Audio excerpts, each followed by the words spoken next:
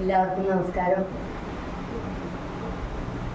വേദിയിലിരിക്കുന്ന രാഹുൽ മാഷ്, അതുപോലെ Punnathur Vijayan sir, PRK, നമ്മുടെ പ്രസിഡന്റ്, സദസ്സിലുള്ള പ്രമുഖര്, എല്ലാവർക്കും നമസ്കാരം. വസന്ത മാഷ് കൂടി ഇരിക്കുക കാരണം ശരിക്കും പറഞ്ഞാൽ ചെറിയൊരു പേടിയോടുകൂടിയാണ് ഇവിടെ നിൽക്കുന്നത്. ചരിത്രത്തിനെ പഠിച്ച് അവലോകനം ചെയ്ത് അവതരിപ്പിക്കുകയാണ് ഞാൻ ചെയ്യുന്നത്. മാഷ് ചരിത്രപരമായിട്ട് ചരിത്രത്തിനെ കയ്യിലിട്ട് അമ്മാനമാടിയിട്ടുള്ള ആളായതുകൊണ്ട് തെറ്റുകൾ സംഭവിക്കാതിരിക്കട്ടെ എന്ന് പ്രാർത്ഥനയോടുകൂടി തന്നെ തുടങ്ങുന്നു.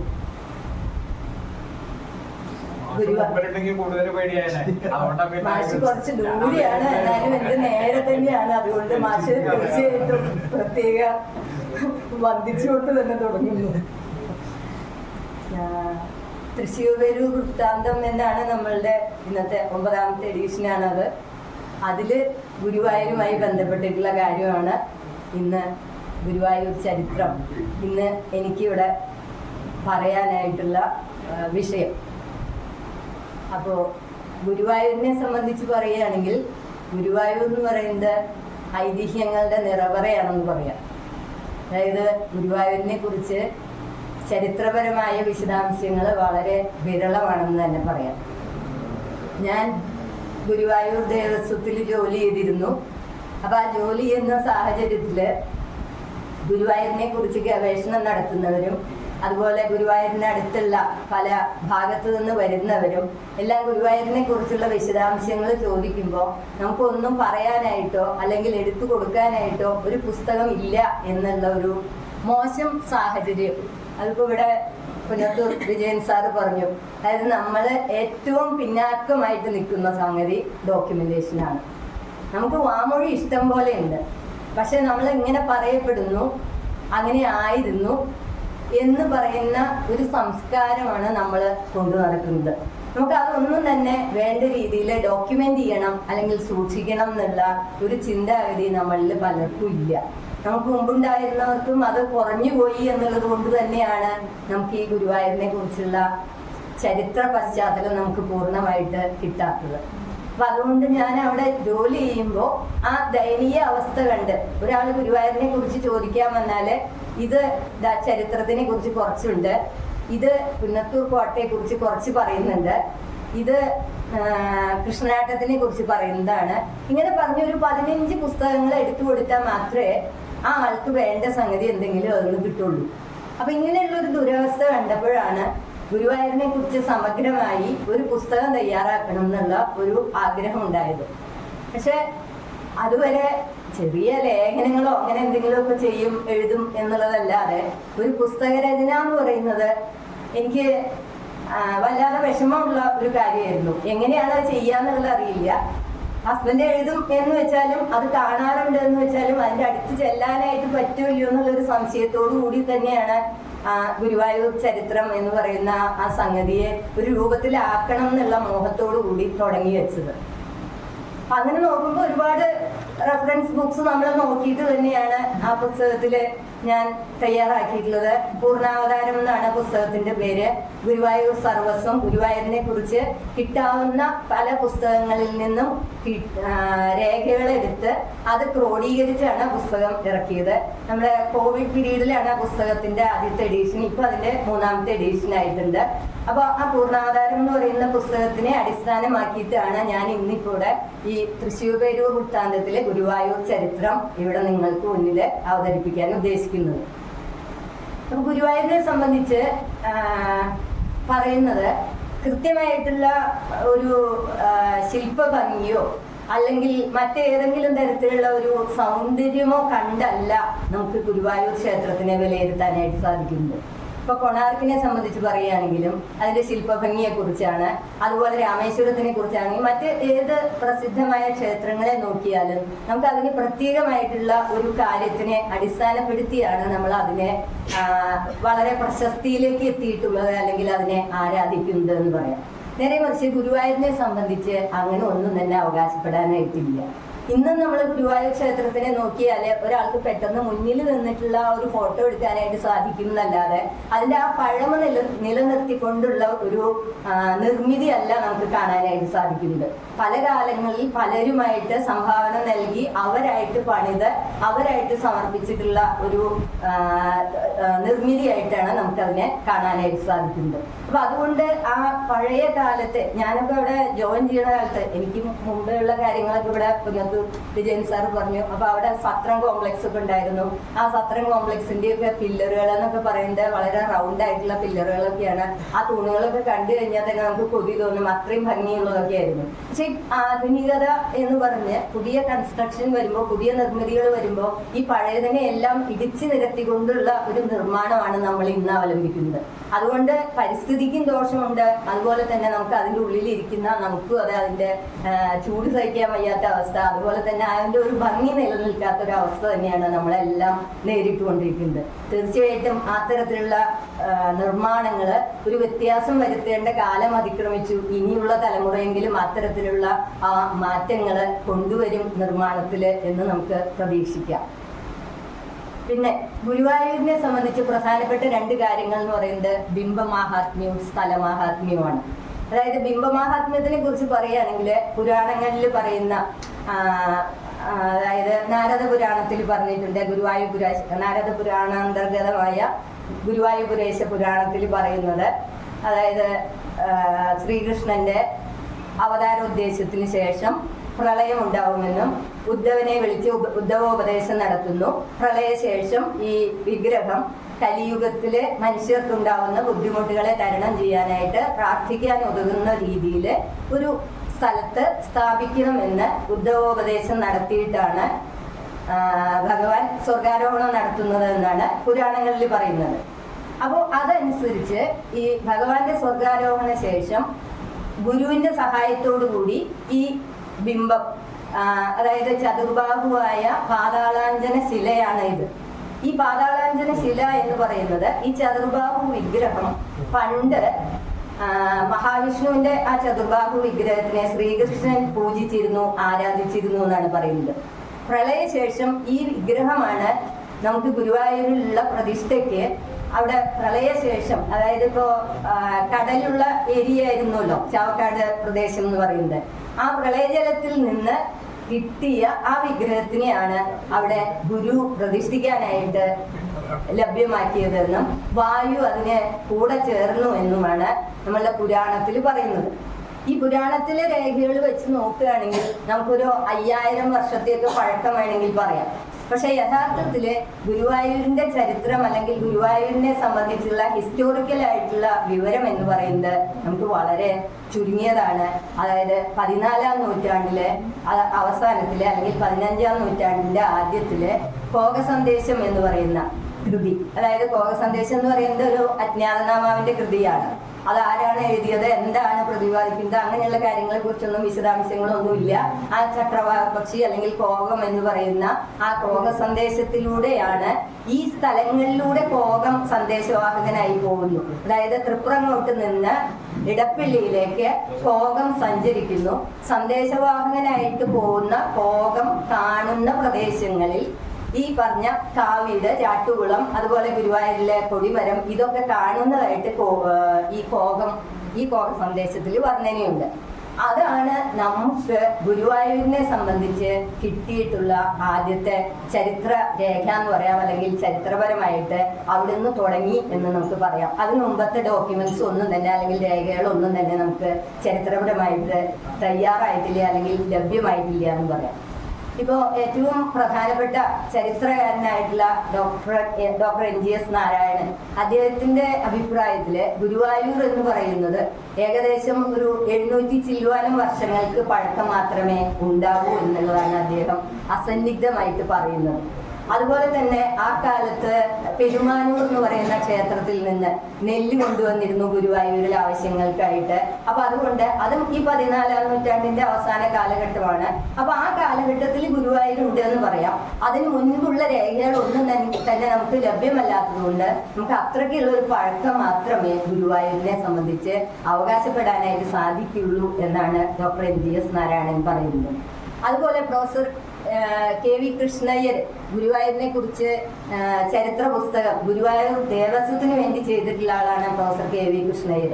ഹിസ്റ്ററി ഓഫ് ഗുരുവായൂർ, അതുപോലെ ഗുരുവായൂർ ചരിത്രം, ഈ 2 പുസ്തകങ്ങളും അദ്ദേഹം എഴുതിയിട്ടുണ്ട്. അപ്പൊ അതിലും പറയുന്നത് ഈ രേഖ തന്നെയാണ് നമുക്ക് ആധികാരികമായിട്ട്, അതായത് ഒരു ബേസ് എന്ന് പറയുന്നത് ഗുരുവായൂരിനെ കുറിച്ച് നമുക്ക് ലഭ്യമായിട്ടുള്ളത്. പിന്നെ ഇങ്ങനെയൊക്കെയുള്ള ഗുരുവായൂരിനെ എന്തുകൊണ്ടാണ് പിന്നെ ഇത്രയും പ്രശസ്തിയിലെത്തിയത് എന്നുള്ളതാണ് പിന്നെ നമുക്ക് ചിന്തിക്കാവുന്ന കാര്യം. അതായത് ഗുരുവായൂർ എന്ന് പറയുന്ന സ്ഥലത്തിന് അതിന്റെ 2 പ്രാധാന്യങ്ങളാണ് വരുന്നത്. അതായത് 5 മഹത് വ്യക്തികളിലൂടെയാണ് ഗുരുവായൂർ അറിയപ്പെട്ടത്. അതായത് വില്ലുമംഗലം സ്വാമിയാരുണ്ട്, പൂന്താനം, മേൽപ്പത്തൂർ, അതുപോലെ മാനവേദ സാമൂതിരി രാജ, അതായത് കൃഷ്ണഗീതിയുടെ ഒക്കെ കർത്താവായിട്ടുള്ള മാനവേദൻ, പിന്നെ ക്രൂരമ്മ. ഈ 5 മഹത് വ്യക്തികളിലൂടെ അവരുടെ സാഹിത്യ സംഭാവനകളിലൂടെ അല്ലെങ്കിൽ ഭക്തി സാഹിത്യത്തിലേക്ക് അവരുടെ കോൺട്രിബ്യൂഷൻ, അവർ നടത്തിയിട്ടുള്ള മുതൽക്കൂട്ടുകൾ, അതാണ് നമുക്ക് ഈ ഗുരുവായൂരിനെ കുറിച്ച് കൂടുതലും അറിയാനായിട്ട് അല്ലെങ്കിൽ പ്രശസ്തിയിലേക്ക് എത്താനായിട്ട് സഹായിച്ചതായി നമുക്ക് മനസ്സിലാക്കുന്നത്. പിന്നെ മറ്റൊരു പ്രധാനപ്പെട്ട കാര്യം എന്ന് പറയുന്നത്, നിങ്ങളെല്ലാവരും കേട്ടിട്ടുണ്ടായിരിക്കും ഗുരുവായൂർ സത്യാഗ്രഹം. ഗുരുവായൂർ സത്യാഗ്രഹം എന്ന് പറഞ്ഞാൽ ഗുരുവായൂര് അവർണർക്ക് പ്രവേശനമില്ല, ക്ഷേത്രത്തിലെ ആരാധന നടത്താനായിട്ട് അവർക്ക് അവകാശമില്ല. ആ അവകാശമില്ലാത്തത് കൊണ്ട് അവിടെ ഗുരുവായൂർ ഏകാദശിയുടെ അന്ന് മാത്രം, അതായത് തലേനാള് തുറന്നു കഴിഞ്ഞാൽ ഗുരുവായൂർ ഏകാദശിക്ക് മുഴുവൻ ക്ഷേത്രം നട തുറന്നു കിടക്കും. അന്ന് മാത്രമാണ് അവർണ ജാതിയിൽപ്പെട്ടിട്ടുള്ളവർക്ക് ദർശന സൗകര്യം ഉണ്ടായിരുന്നത്. അപ്പോൾ ആ ഒരു സിറ്റുവേഷനെ, ആ ഒരു സ്ഥിതിവിശേഷത്തിനെ ഇല്ലാതാക്കാൻ വേണ്ടി ആ അവർണർക്കെതിരായിട്ട് അവർണരെയും കൂടി ക്ഷേത്രപ്രവേശനം സാധ്യമാക്കുന്നതിന് വേണ്ടിയാണ് ഗുരുവായൂർ സത്യാഗ്രഹം. ഞാൻ ഇത് കഴിഞ്ഞിട്ട് കുറച്ചുകൂടി വിശദമായിട്ട് അതിലേക്ക് പോവാം. ആ ഗുരുവായൂർ സത്യാഗ്രഹമാണ് ലോക പ്രശസ്തിയിലേക്ക് ഗുരുവായൂരിനെ എത്തിച്ചത്. അപ്പൊ ഈ 2 കാര്യങ്ങളാലാണ് വാസ്തവം പറഞ്ഞാല് ഗുരുവായൂർ എന്ന് പറയുന്ന പ്രദേശത്തിന് പ്രശസ്തി ഉണ്ടായതെന്ന് നമുക്ക് പറയാവുന്നതാണ്. പിന്നെ ഈ ഗുരുവായൂരിന്റെ പേര് എന്ന് പറയുന്നത് ഈ ഭോഗ സന്ദേശവുമായി ബന്ധപ്പെട്ടിട്ടാണ് വരുന്നത് എന്ന് പറഞ്ഞു. അതായത് ഈ ഭോഗം സന്ദേശവാഹകനായിട്ട് പോകുന്ന അതിലൊരു ശ്ലോകത്തിൽ ഒരു വരിയിൽ പറയുന്നുണ്ട്, 34ാമത്തെ ശ്ലോകം ആണ്. ഞാൻ ആ ശ്ലോകത്തിനെ കുറിച്ച് പറയുന്നില്ല. അമ്പിൽ കുമ്പിട്ട ചലതനയാം എന്ന് പറഞ്ഞിട്ടാണ് ആ ശ്ലോകം തുടങ്ങുന്നത്. അതിന്റെ വരി അവസാനിക്കുന്നത് കുരുവയൂരെന്നു പേരാം പ്രദേശം. കുരുവയൂർ എന്നാണ് പണ്ട് ഗുരുവായൂരിന്റെ പേരായിരുന്നത്. അതായത് ആ അടുത്തുള്ള പ്രദേശം കുരുവയൂർ എന്ന പ്രദേശത്തൂടെ പോകുന്ന ഭോഗം കാണുന്ന കാര്യങ്ങളായിട്ടാണ് ഗുരുവായൂരിനെ കുറിച്ച് അല്ലെങ്കിൽ ഈ ഭോഗ സന്ദേശത്തില് വർണ്ണനയുള്ളത്. അപ്പൊ പണ്ട് ഗുരുവായൂരിന്റെ പേരെന്ന് പറയുന്നത് കുരുവയൂർ. ഞാൻ അത് കഴിഞ്ഞ് വില്യം ലോഗന്റെ പുസ്തകത്തിൽ നോക്കിയപ്പോഴും ഗുരുവയൂർ തന്നെയാണ് പറയുന്നത്. അതുപോലെ നമ്മുടെ VVK ബാലത്തിന്റെ സ്ഥലവിജ്ഞാന കോശം, അതിലും ഗുരുവയൂർ തന്നെയാണ് പറയുന്നത്. അപ്പൊ ഈ കുരുവ എന്ന് പറയുന്നത്, അതായത് പണ്ട് പ്രാചീന ദ്രാവിഡ ഭാഷയില് കുരുവ എന്ന് പറഞ്ഞാല് സമുദ്രം എന്നാണ് പറയുന്നത്. അപ്പൊ സമുദ്രത്തിന് അടുത്ത് കിടക്കുന്ന, ഊർ എന്ന് പറഞ്ഞാല് സ്ഥലം, പ്രദേശം. അപ്പോൾ സമുദ്രത്തിന് അടുത്ത് കിടക്കുന്ന ഒരു പ്രദേശം എന്നുള്ള രീതിയിലാണ് ഗുരുവയൂർ എന്നുള്ള പേരുണ്ടായത് എന്നാണ് പറയുന്നത്. അതുകൊണ്ട് ഭോഗ സന്ദേശത്തിൽ പറയുന്ന ഈ ഗുരുവയൂർ തന്നെയാണ് പിന്നീട് ഗുരുവായൂരായി മാറിയത് എന്ന് നമുക്ക് നിഗമനത്തിലെത്താവുന്നതാണ്. അതുപോലെ ഈ ഗുരുവായൂർ ക്ഷേത്രം എന്ന് പറയുന്നത്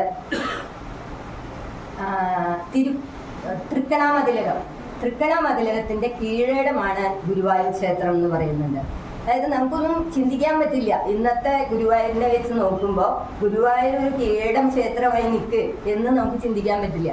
പക്ഷെ തൃക്കണാമതിലകം എന്ന് പറയുന്നത് പണ്ട് ജൈന മതക്കാര്, ജൈനരുള്ള സമയത്ത് സ്ഥാപിച്ചിട്ടുള്ളതാണ്. നമ്മുടെ ചിലപ്പതികാരമില്ലേ, ആ ഇളങ്കോടികളുടെ ചിലപ്പതികാരത്തിലൊക്കെ പറഞ്ഞിട്ടുള്ള ഒരു പേരാണ് തിരുക്കുണവൈ എന്ന് പറയുന്നത്. അതായത് തൃക്കണാമതിലകത്തിന്റെ മറ്റൊരു പേരാണ് തിരുക്കുണവൈ എന്ന് പറയുന്നത്. ആ തൃക്കണാമതിലകത്തിന്റെ കീഴടമായിട്ടായിരുന്നു ഗുരുവായൂർ അല്ലെങ്കിൽ ഗുരുവയൂർ എന്ന് പറയുന്ന ദേശം. ഈ തൃക്കണാമതിലകത്തിന്റെ പ്രത്യേകത എന്താണെന്ന് വെച്ചാല്, തൃക്കണാമതിലകം 64 ഗ്രാമങ്ങൾ കൂടി ചേർന്നത് അത്രയും വലിയൊരു പ്രദേശമായിരുന്നു. അതില് ഗുരുവായൂര്, പന്നിയൂര്, ശുഗപുരം, ഇരിങ്ങാലക്കുട, ഇങ്ങനെ പലരും ഉള്ള പല ദേശങ്ങളും ഉള്ളതാണ്. അന്ന് ചേര രാജാവായിട്ടുള്ള ഭാസ്കര രവിവർമ്മന്റെ കാലഘട്ടത്തിലാണ് ഈ പറഞ്ഞ ഈ തൃക്കണാമതിലകത്തിന്റെ അവസാന കാലഘട്ടം എന്നൊക്കെ പറയുന്നത് സംഭവിച്ചിട്ടുള്ളത്. അത് തെക്ക് ഭാഗത്ത് നെയ്ഭരണി അമ്പലം വരെയും വടക്ക് തൃപ്പേക്കുളം വരെയും, അതായത് അത്രയും വിസ്തരിച്ച് ഒരു വലിയ മതിൽക്കെട്ടിനകത്ത് നിൽക്കുന്ന ഒരു വലിയ ക്ഷേത്രമായിരുന്നു ഈ തൃക്കണ്ണമതിലകം എന്ന് പറയുന്നത്. അപ്പൊ ഞാൻ എൻ്റെ പുസ്തകം തയ്യാറാക്കുന്ന സമയത്ത് അന്ന് ഗുരുവായൂരിനെ കുറിച്ചുള്ള കാര്യങ്ങൾ അന്വേഷിച്ചതിന്റെ കൂട്ടത്തില് തൃക്കണ്ണമതിലകത്തിന്റെ കീഴേടമാണ് എന്ന് പറയുന്നത് ഗുരുവായൂർ. അപ്പൊ എന്താണ് ഈ തൃക്കണ്ണമതിലകം, ഈ ക്ഷേത്രം എവിടെയാണ്, എന്താണ് അതിന്റെ ചരിത്രം എന്ന് അന്വേഷിച്ചപ്പോൾ എനിക്ക് അന്ന് കിട്ടിയില്ല. അപ്പൊ ഞാനും ബാക്കിയുള്ള ഹിസ്റ്റോറിയൻസ് ചെയ്ത പോലെ തന്നെ തൃക്കണ്ണമതിലകത്തിന്റെ കീഴടമാണ് എന്ന് മാത്രമാണ് ഞാനും അതിൽ കൊടുത്തത്. പക്ഷെ ഇപ്പോ ഞാൻ തൃശ്ശൂരിനെ കുറിച്ച് കുറച്ച് റെഫറൻസ് ഒക്കെ നടത്തുന്നുണ്ട്. അപ്പൊ അതിനെ ബേസ് ചെയ്ത് അപ്പനമ്പുരാൻ സ്മാരകത്തിൽ പോവുകയും അപ്പനമ്പുരാനില് ഉള്ള ചില കൃതികൾ എടുത്ത് നോക്കുകയൊക്കെ ചെയ്തപ്പോൾ അതില് കുഞ്ഞിക്കുട്ടൻ തമ്പുരാന്റെ അതുപോലെ കേസരി ബാലകൃഷ്ണപിള്ള അവരൊക്കെ എഴുതിയിട്ടുള്ള ലേഖനങ്ങളെ കുറിച്ച് പറഞ്ഞിട്ടുണ്ട്. അപ്പൊ അതിൽ ഈ തൃക്കണ്ണമതിലകത്തിനെ കുറിച്ച് പറയുന്നുണ്ട്.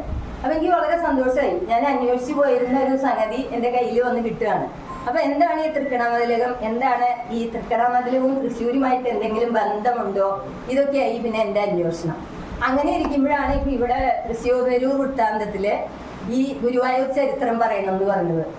അപ്പൊ എനിക്ക് വളരെ സന്തോഷമായി. അതായത് തൃശ്ശൂരിനെ കുറിച്ചുള്ള കാര്യങ്ങൾ ഗുരുവായൂരിനോട് ചേർത്ത് പറയുക എന്ന് പറയുന്നത് നമുക്ക് വളരെ സന്തോഷമുള്ള കാര്യമാണ്. അതായത് എങ്ങനെയാണ് ഇത് ബന്ധപ്പെട്ട് കിടക്കുന്നത് എന്ന് നമ്മളുടെ ഉള്ളിലുള്ള പലർക്കും അറിയുന്നുണ്ടാവില്ല. നമുക്കപ്പോൾ അത് അറിയാനുള്ള ഒരു അവസരം കൂടിയാണത്. അപ്പൊ ആ രീതിയിൽ നോക്കിയപ്പോഴാണ് അവസാനത്തെ ചേരമാൻ പെരുമാളായിട്ടുള്ള ഭാസ്കര രവിവർമ്മൻ, അദ്ദേഹം വാഴ്ച ഏകദേശം കഴിയാറായ സമയത്ത് പടിഞ്ഞാറേടത്ത് നമ്പൂതിരി എന്ന് പറഞ്ഞ ഒരു യോഗാതിരിപ്പാടാണ് അദ്ദേഹത്തിന് കൊടുങ്ങല്ലൂർ നാട്ടകം കൈമാറുകയാണ് ചെയ്യുന്നത്. അദ്ദേഹം അത് കൈമാറി ആ കാലഘട്ടത്തില് അവിടെ 2 നായർ കുടുംബങ്ങൾ, തെക്കേടത്ത് വടക്കേടത്ത് എന്ന് പറഞ്ഞ 2 നായർ കുടുംബങ്ങൾ ഉണ്ടായിരുന്നു. ആ നായർ കുടുംബത്തിനെയാണ് ഇതിന്റെ പരിപാലനത്തിനായിട്ട് ഏൽപ്പിച്ചിരുന്നത്. ഈ ഏൽപ്പിച്ച് ഇവരെന്ത് ചെയ്തു എന്ന് വെച്ചാല് ശ്രീരംഗത്തിന്റെ പോലെ വലിയൊരു ക്ഷേത്രമായിട്ട് മാറ്റാൻ വേണ്ടി ഇതിനെ വിസ്തരിച്ച് വളരെ വലിയൊരു മതിൽക്കെട്ടിനുള്ളിൽ ഒതുക്കാൻ വേണ്ടി പണികൾ ആരംഭിച്ചു. അങ്ങനെ പണികൾ തുടങ്ങി കഴിഞ്ഞപ്പോൾ തൊട്ടടുത്തുള്ള ഇരിങ്ങാലക്കുട ഗ്രാമത്തിലേക്ക് കടത്തിയിട്ട് ഇവരുടെ അതിര് മാറിപ്പോയി. അങ്ങനെ അതിര് കടക്കുക എന്ന് പറയില്ലേ നമ്മള്, അങ്ങനെ അതിര് കടന്നൊരു പ്രവൃത്തി ഉണ്ടായി ഈ നായന്മാരുടെ ഈ കൺസ്ട്രക്ഷൻ. അപ്പൊ അതുകൊണ്ട് ഇരിങ്ങാലക്കുട ഗ്രാമത്തിലുള്ള ബ്രാഹ്മണരായിരുന്നു, അവരെ പ്രതിഷേധിച്ചു. ആ പണി നിർത്തിവെക്കാനായിട്ട് അവർ ആവശ്യപ്പെടുകയൊക്കെ ചെയ്തു. പക്ഷെ ഇവര് 2 കൂട്ടരും വളരെ പ്രബലരായിരുന്നു, തെക്കേടത്ത് വടക്കേടത്തി നായർ ഗ്രൂപ്പ്. അപ്പൊ അവരിതിനെ വളരെ ശക്തമായിട്ട് നേരിട്ടു. അവിടെ ഒരുപാട് പേര് മരിക്കാനിടയായി. അപ്പൊ ആ കാലഘട്ടത്തിൽ കുറെ പേര് ബ്രാഹ്മണര് അവിടുന്ന് ഓടി രക്ഷപ്പെടാന്ന് പറഞ്ഞാൽ നിവർത്തികേട് കൊണ്ട് അവര് ഇവിടെ. അപ്പോഴാണ് നമ്മുടെ തൃശ്ശൂരുമായിട്ടുള്ള ബന്ധം വരുന്നത്. അതായത് തൃശ്ശൂര് നമ്മുടെ ഭക്തപ്രിയം ക്ഷേത്രമുണ്ട്. അതായത് വടക്കേ ബസ് സ്റ്റാൻഡിന്റെ അടുത്ത്, നമ്മുടെ നീരാഞ്ജലിയുടെ ഒക്കെ അടുത്തായിട്ടുള്ള ഭക്തപ്രിയം ക്ഷേത്രം.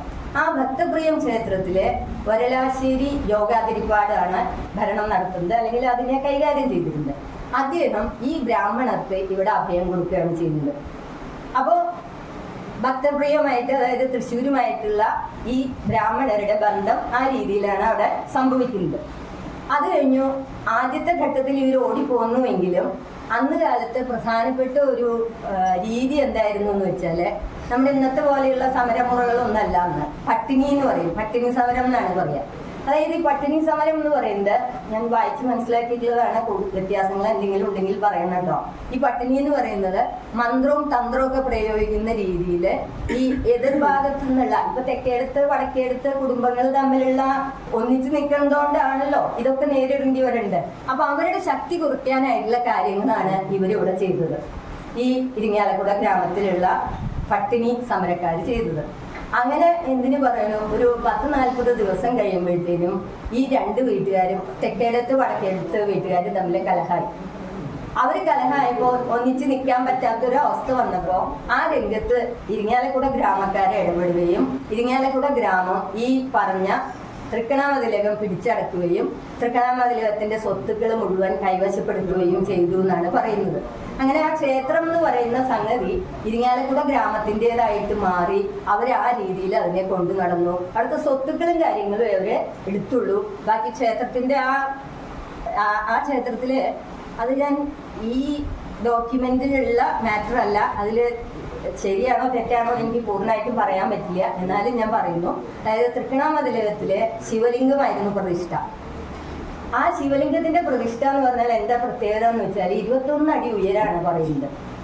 ഈ 21 അടി ഉയരമുള്ള ശിവലിംഗത്തിലെ 15 അടി മുകളിലോട്ടും താഴേക്ക് 6 അടിയുമായിട്ടുമായിരുന്നു അതിന്റെ സ്ഥാപിച്ചിരുന്നത്. ഈ ശിവലിംഗം ഒഴികെ ബാക്കിയെല്ലാം ഇരിങ്ങാലക്കുട ഗ്രാമക്കാരെ കൈക്കലാക്കി എന്നാണ് പറയുന്നത്.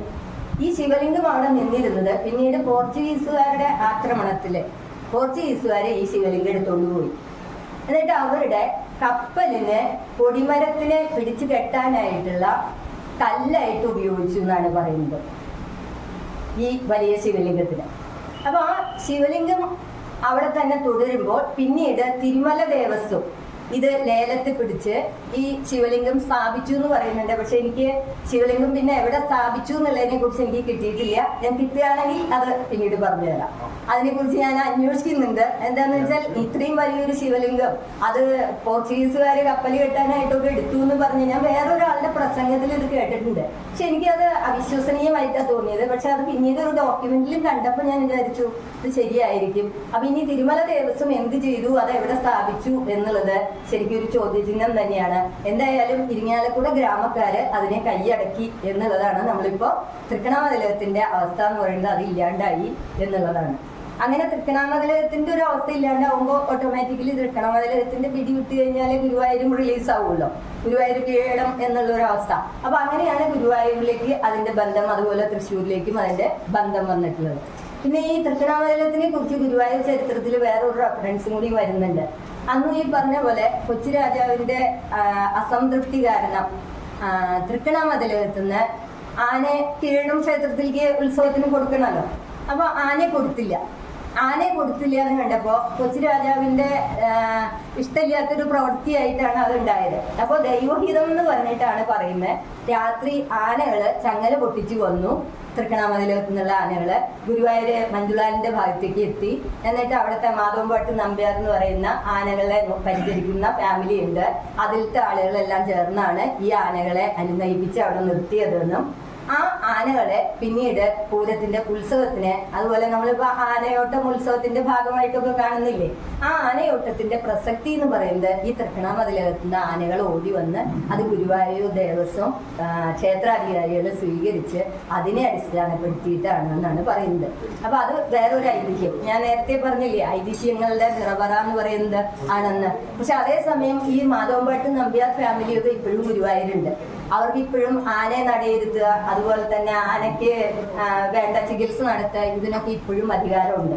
അപ്പൊ അതുകൊണ്ട് എവിടെയൊക്കെയോ ചില ചരിത്ര സത്യങ്ങൾ ഉണ്ട് എന്ന് പറയാം. നമുക്ക് പൂർണ്ണമായിട്ട് അതിന് ഡോക്യുമെന്റ്സ് ഒന്നും ഇല്ലെങ്കിലും അതുമായിട്ട് ബന്ധപ്പെടുത്തിയിട്ട് നമുക്ക് കണക്കാക്കാവുന്നതാണ്. ഇനി അതുപോലെ വേറൊരു കാര്യം കൂടി കേരളോൽപ്പത്തിയിലെ കുഞ്ഞിക്കുട്ടൻ നമ്പുരാന്റെ ലേഖനത്തിൽ പറഞ്ഞിട്ടുള്ളതാണ്. അതായത് ഈ ആവട്ടിപ്പുത്തൂർ അതുപോലെ ഏറ്റുമാനൂർ. ഈ ആവട്ടിപ്പുത്തൂരായിരുന്നു പണ്ടത്തെ തൃക്കണാമതിലകം എന്നും അതുപോലെ ഏറ്റുമാനൂർ എന്ന് പറയുന്നത് ആണ് ഇരിങ്ങാലക്കുടയായിട്ട് മാറിയത് എന്നും പറയുന്നുണ്ട്. എനിക്ക് അതിന്റെ മുഴുവൻ വിശദാംശങ്ങൾ കിട്ടിയിട്ടില്ല. അപ്പൊ അതിന് പറയുന്നത് എന്താണെന്ന് വെച്ചാല് ത്രിശൃംഗിപുരം അതുപോലെ ശൃംഗപുരം, ഈ 2 പേരുകളുമാണ് പറയുന്നത്. അപ്പൊ നമ്മൾ ശൃംഗപുരം എന്നുള്ള പേര് കേട്ടിട്ടുണ്ട്.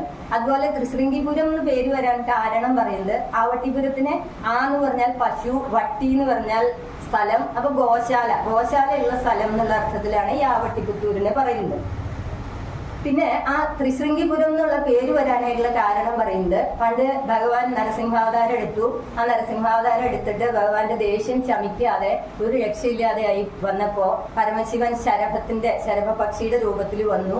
എന്നിട്ട് കൊത്തി മുറിവേൽപ്പിക്കാനായിട്ട് നോക്കി. എന്നിട്ട് അതിനൊന്നും സമാധാനം കിട്ടിയില്ല. അവസാനം ബ്രഹ്മാവ് ഇടപെടുന്നു. ഈ 3 പേരുമാണല്ലോ പ്രധാനപ്പെട്ട ആളുകൾ.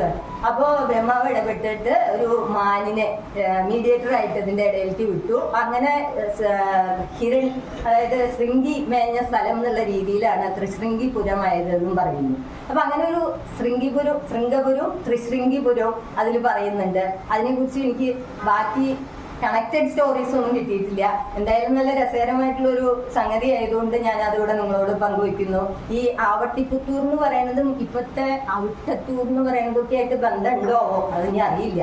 ഞാൻ അതിനെക്കുറിച്ച് വിജയൻ സാറ് സ്ഥലവിജ്ഞാനത്തിനെ കുറിച്ച് നോക്കുന്നുണ്ട് എന്ന് പറഞ്ഞല്ലോ. അപ്പൊ അത് സാറിന് വെച്ച് കൊടുക്കുന്നു. സാർ അത് നോക്കുകയാണെങ്കിൽ സൗകര്യമായി. അത് കിട്ടുകയാണെങ്കിൽ നമുക്ക് അതിന്റെ ഇൻഫർമേഷൻ കൂടി കിട്ടട്ടെ. അപ്പൊ തൃശ്ശൂർ പേരൂർ വൃത്താന്തത്തിലേക്ക് ഒരു മുതൽക്കൂട്ടായിട്ട് മാറട്ടെ. പിന്നെ ഇതിനെ കുറിച്ചൊക്കെ തന്നെ നമുക്ക് കോൺക്രീറ്റ് ആയിട്ടുള്ള ഒരു സപ്പോർട്ടിങ് എവിഡൻസ് എന്ന് പറയുന്നത് നമ്മുടെ തൃശ്ശൂരുള്ള വടക്കുന്നാഥനിലെ ആർക്കിയോളജിക്കൽ സർവേ നടത്തി. അപ്പൊ അതിലെ ലിഖിതത്തിൽ പറയുന്നുണ്ട് ഈ പീരീഡില് കൊട്ടുമാരവേലി കച്ചം, അതായത് കച്ചം എന്ന് പറഞ്ഞ നിയമം, ആ കൊട്ടുമാരവേലി കച്ചത്തിൽ ഈ പറയുന്ന ഭാസ്കര രവിവർമ്മന്റെ കാലഗണനി ഒക്കെ നടത്തിയിട്ടുണ്ട്. അപ്പൊ ഈ പീരീഡുമായിട്ട് ഈ കാലഘട്ടവുമായിട്ട് യോജിച്ചു പോകുന്നതാണ്. അപ്പൊ അതുകൊണ്ട് ഈ പറയുന്നതൊക്കെ ശരിയാണെന്ന് നമുക്ക് വിചാരിക്കാം. അത് ശരിയായി തീരട്ടെ എന്ന് നമുക്ക് നിശ്ചയിക്കാം.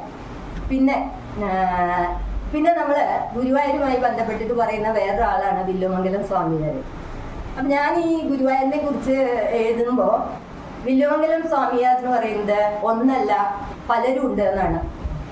അതെങ്ങനെയാ സംഭവിക്കുന്നത് വിചാരിച്ചു. വില്ലുമംഗലം ഒന്നാമൻ, വില്ലുമംഗലം രണ്ടാമൻ എന്നൊക്കെ പറഞ്ഞിട്ടുള്ള പേരുകളാണ്. അപ്പോൾ ഗുരുവായൂർ ചരിത്രവുമായിട്ട് മേൽപ്പത്തൂര് വന്നിട്ടുള്ള ആ പീരീഡിൽ അവിടെ വരുന്ന വില്ലുമംഗലം എന്ന് പറയുന്നത് വില്ലുമംഗലം സ്വാമിയാർ രണ്ടാമനാണ്. അപ്പൊ ആരാണ് ഈ ഒന്നാമൻ എന്ന് വിചാരിച്ചിരുന്നു. അന്ന് എനിക്ക് കിട്ടിയില്ല. പക്ഷെ പറഞ്ഞിരുന്നു നടുവിൽ മഠം സ്വാമിയാരാണെന്നുള്ളത്. പക്ഷെ എങ്ങനെയാണ് ഈ നടുവിൽ മഠം സ്വാമിയാരുമായിട്ട് ബന്ധം ഉണ്ടായത് എന്നുള്ളത് അന്ന് എനിക്ക് സംശയം ഉണ്ടായിരുന്നു. ഇന്ന് എനിക്ക് ആ സംശയം തീർക്കാൻ ചെറിയൊരു ഹിന്ദി കിട്ടി. അത് ഞാൻ നിങ്ങൾക്ക് പറയാം. അതായത് ഈ വില്ലുമംഗലം സ്വാമിയാര് നമ്മൾ നേരത്തെ പറഞ്ഞില്ലേ, തെക്കേടത്ത് വടക്കേടത്ത് സമുദായം നായർ സമൂഹം ഉണ്ടെന്ന് പറഞ്ഞില്ലേ. ഇവര് തമ്മിൽ അടിപിടിയൊക്കെ കൂടുന്ന ആ കാലഘട്ടത്തില് ഈ തെക്കേടത്ത് നായർ സമൂഹത്തിലത്തെ ഒരു സ്ത്രീ സുശീല എന്നാണ് അവരുടെ പേര്, അവരുമായിട്ട് പ്രണയത്തിലായിരുന്നു വില്ലുമംഗലം സ്വാമിയാരുടെ പൂർവാശ്രമം. അദ്ദേഹം സ്വാമിയാരായതിനു ശേഷമല്ല, അതിന് മുൻപ്. അങ്ങനെയുള്ള ഒരു സ്റ്റോറി ഞാൻ പണ്ട് കേട്ടിട്ടുണ്ട്. എന്നിട്ട് ഈ സുശീല എന്ന് പറയുന്ന ഈ പ്രണയിനിയുടെ അടുത്ത് ചെല്ലാനായിട്ട് നോക്കുമ്പോൾ ഒരു പുഴ കടന്നു പോകണം. ആ പുഴ കടന്നു പോകുമ്പോൾ വേറെ മാർഗങ്ങളില്ലാതെ ഒരു പൊങ്ങുതടിയാണെന്ന് വിചാരിച്ച് അതിന് മുകളിൽ കയറി പോയി. എന്നിട്ട് പോയി ഈ സുശീല താമസിക്കുന്ന വീടിന്റെ അവിടേക്ക് കയറാനായിട്ട് കയറ് പിടിച്ചു കയറി. പക്ഷെ പിന്നീട് നോക്കുമ്പോഴാണ് ഈ പൊങ്ങുതടി എന്ന് പറയുന്നത് ഒരു മൃതദേഹമായിരുന്നു, ശവശരീരമായിരുന്നു. അതുപോലെ ഈ കയറ് എന്ന് പറയുന്നത് പാമ്പായിരുന്നു. അപ്പൊ ഈ സുശീല എന്ന് പറയുന്ന ഈ പ്രണയിനിക്ക് നിങ്ങൾ ഇതൊന്നും ഈ പ്രണയിച്ച് നടന്ന് നിങ്ങളുടെ സമയം കളയണ്ട, നിങ്ങൾ പോയിട്ട് വല്ല മറ്റേ ആശ്രമത്തിൽ പോകുമോ അല്ലെങ്കിൽ യോഗിവര്യനായി തീരുമോ എന്ന് പറഞ്ഞിട്ട് ഈ സുശീല അവിടുന്ന് മടക്കി വിടുന്നുണ്ട്. അങ്ങനെ വിട്ടതിന് ശേഷമാണത്രേ ഈ വില്ലുമംഗലം സ്വാമിയാർക്ക് മാനസാന്തരം വരികയും അതുപോലെ മംഗലം നമ്പൂതിരി എന്നായിരുന്നു ഇവരുടെ അവിടുത്തെ തറവാട്ട് പേര് പറഞ്ഞിരുന്നത്, മംഗലം നമ്പൂതിരി. ഈ മംഗലം നമ്പൂതിരിയെ ശ്രീ ശങ്കരാചാര്യരുടെ ശിഷ്യനായിരുന്ന സുരേശ്വരൻ എന്ന് പറഞ്ഞ ആള്, ശിഷ്യഗണങ്ങൾ പലരും ഉണ്ടല്ലോ, ശ്രീശങ്കരൻ നേരിട്ട് വന്ന് പറയുന്നു എന്ന് പറയുന്നത് വളരെ അപൂർവമാണ്. ശങ്കരാചാര്യരുടെ ശിഷ്യര് എന്ന് തന്നെയാണ് നമ്മൾ പറയുന്നത്. അതിൽ സുരേശ്വരൻ ഇദ്ദേഹത്തിനെ നടുവിൽ മഠത്തിന്റെ അദ്വൈത മഠാധ്യക്ഷനായിട്ട് പ്രഖ്യാപിച്ചു. അങ്ങനെയാണ് വില്ലുമംഗലം സ്വാമിയാര് ഇവിടെ തൃശ്ശൂരിലത്തെ മഠാധിപതിയായിട്ട്, അതായത് വില്ലുമംഗലം ഒന്നാമൻ ഉണ്ടായിരുന്നതെന്ന് പറയുന്നു. അപ്പോൾ ഗുരുവായൂരും തൃശ്ശൂരുമായിട്ടുള്ള മറ്റൊരു ബന്ധം കൂടി നമുക്ക് പിടികിട്ടി. ഇനി നമുക്ക് മാമാങ്കവുമായി ബന്ധപ്പെട്ടിട്ടുള്ള കാര്യമാണ്. അതായത് ഈ സാമൂതിരിക്ക് അവിടെ എസ്റ്റാബ്ലിഷ് ചെയ്യാനായിട്ട്, അതായത് ഗുരുവായൂരിനെ കൈയടക്കാനായിട്ട് സാധിച്ചത് മാമാങ്കത്തിന്റെ ആ രംഗത്തോടു കൂടിയാണ്. ഈ മാമാങ്കം എന്ന് പറഞ്ഞാല് 12 വർഷം കൂടുമ്പോൾ ഉണ്ടാവുന്നതാണ്. അതൊക്കെ നിങ്ങൾക്ക് അറിയുണ്ടായിരിക്കും, വായിച്ചിട്ടുണ്ടാവും. അപ്പൊ അവസാനത്തെ പെരുമാൾ നാട് വിട്ടു. അങ്ങനെയുള്ള ആ മാമാങ്കത്തില് ചാവേർപ്പട നയിക്കും. അതില് യുദ്ധത്തില് വേണമെങ്കിൽ രാജാവിനെ വെട്ടി വീഴ്ത്താനും അധികാരം പിടിച്ചെടുക്കാനും വരെ അധികാരം ഉള്ള ഒരു വേദിയാണ്, രംഗവേദിയാണ്. അതിന്റെ നിലപാട് തറാന്നൊക്കെ പറയുന്നത് നമ്മൾ ഇപ്പോഴും തിരുനാവായിലൊക്കെ പോയി കഴിഞ്ഞാൽ കാണാവുന്നതാണ്. അപ്പൊ അതില് വള്ളുവ കോനാതിരി വിജയിക്കുകയും വള്ളുവ കോനാതിരിയും സാമൂതിരിയും തമ്മിൽ പിന്നീട് വളരെയേറെ കലഹം ഉണ്ടാവുകയും അതിനുശേഷം പിന്നെ സാമൂതിരി ആ സ്ഥലം പിടിച്ചെടുക്കുകയാണ് ചെയ്തത്. അപ്പൊ ഈ സാമൂതിരിപ്പാട് അവിടുന്ന് വന്ന് ഈ പറഞ്ഞ പോലെ തിരുനാവായ വിഷ്ണു ആണല്ലോ ഉള്ളത്. അപ്പൊ പണ്ടേ പറഞ്ഞു ശൈവിസത്തിനാണ് പ്രാധാന്യം ഉണ്ടായിരുന്നത്, ശൈവഭക്തരായിരുന്നു. അപ്പൊ അതിനുശേഷം ഈ വൈഷ്ണവരായി മാറിത്തീരാനുള്ള ഒരു കാരണം എന്ന് പറയുന്നത് ഈ സംഗതിയാണ്. അതായത് ഈ തിരുനാവായയില് താമസിക്കുന്ന സമയത്ത് ഇവിടെ വന്ന് വിഷ്ണുവിനെ തൊഴാനായിട്ടും ഒരു ചെറിയ പാസേജിലേ ഉള്ളൂ, അത് കടന്ന് ഇങ്ങോട്ട് പോരുകയേ വേണ്ടു. അപ്പൊ അങ്ങനെ വൈഷ്ണവരുടെ എണ്ണം കൂടി എന്നാണ് പിന്നീട് പറയുന്നത്. അപ്പൊ ആ രീതിയിലാണ് സാമൂതിരി ഇവിടെ മേൽക്കോയ്മ സ്ഥാപിച്ചതും, അല്ലെങ്കിൽ സാമൂതിരി ഗുരുവായൂരിന്റെ കൺട്രോള്, നിയന്ത്രണം മുഴുവൻ ഏറ്റെടുത്തതായും പറയുന്നുണ്ട്. പിന്നെ ആ കാലഘട്ടത്തില് ഡച്ചുകാരുടെ ആക്രമണമൊക്കെ ഉണ്ടായിട്ടുണ്ട് ഗുരുവായൂരിന്. അതായത് 1716 ഡച്ചുകാരെ ആക്രമിച്ചു.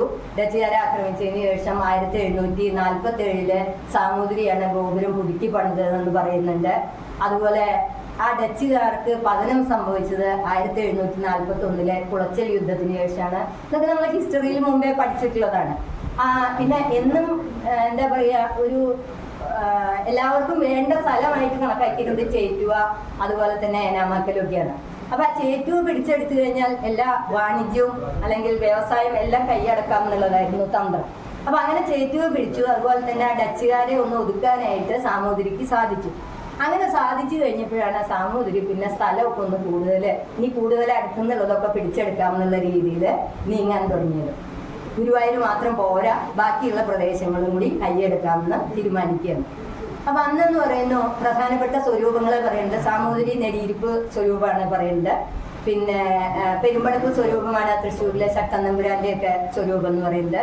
പിന്നെ നേരത്തെ ഇവിടെ ഇദ്ദേഹം പറഞ്ഞു തലപ്പിള്ളി സ്വരൂപത്തിനെ കുറിച്ച്. അതായത് പണ്ട് കക്കാട്, പുന്നത്തൂര്, ഐനിക്കൂർ, മണക്കുളം ഇങ്ങനെയുള്ള സ്വരൂപങ്ങളാണ് ഉണ്ടായിരുന്നത്.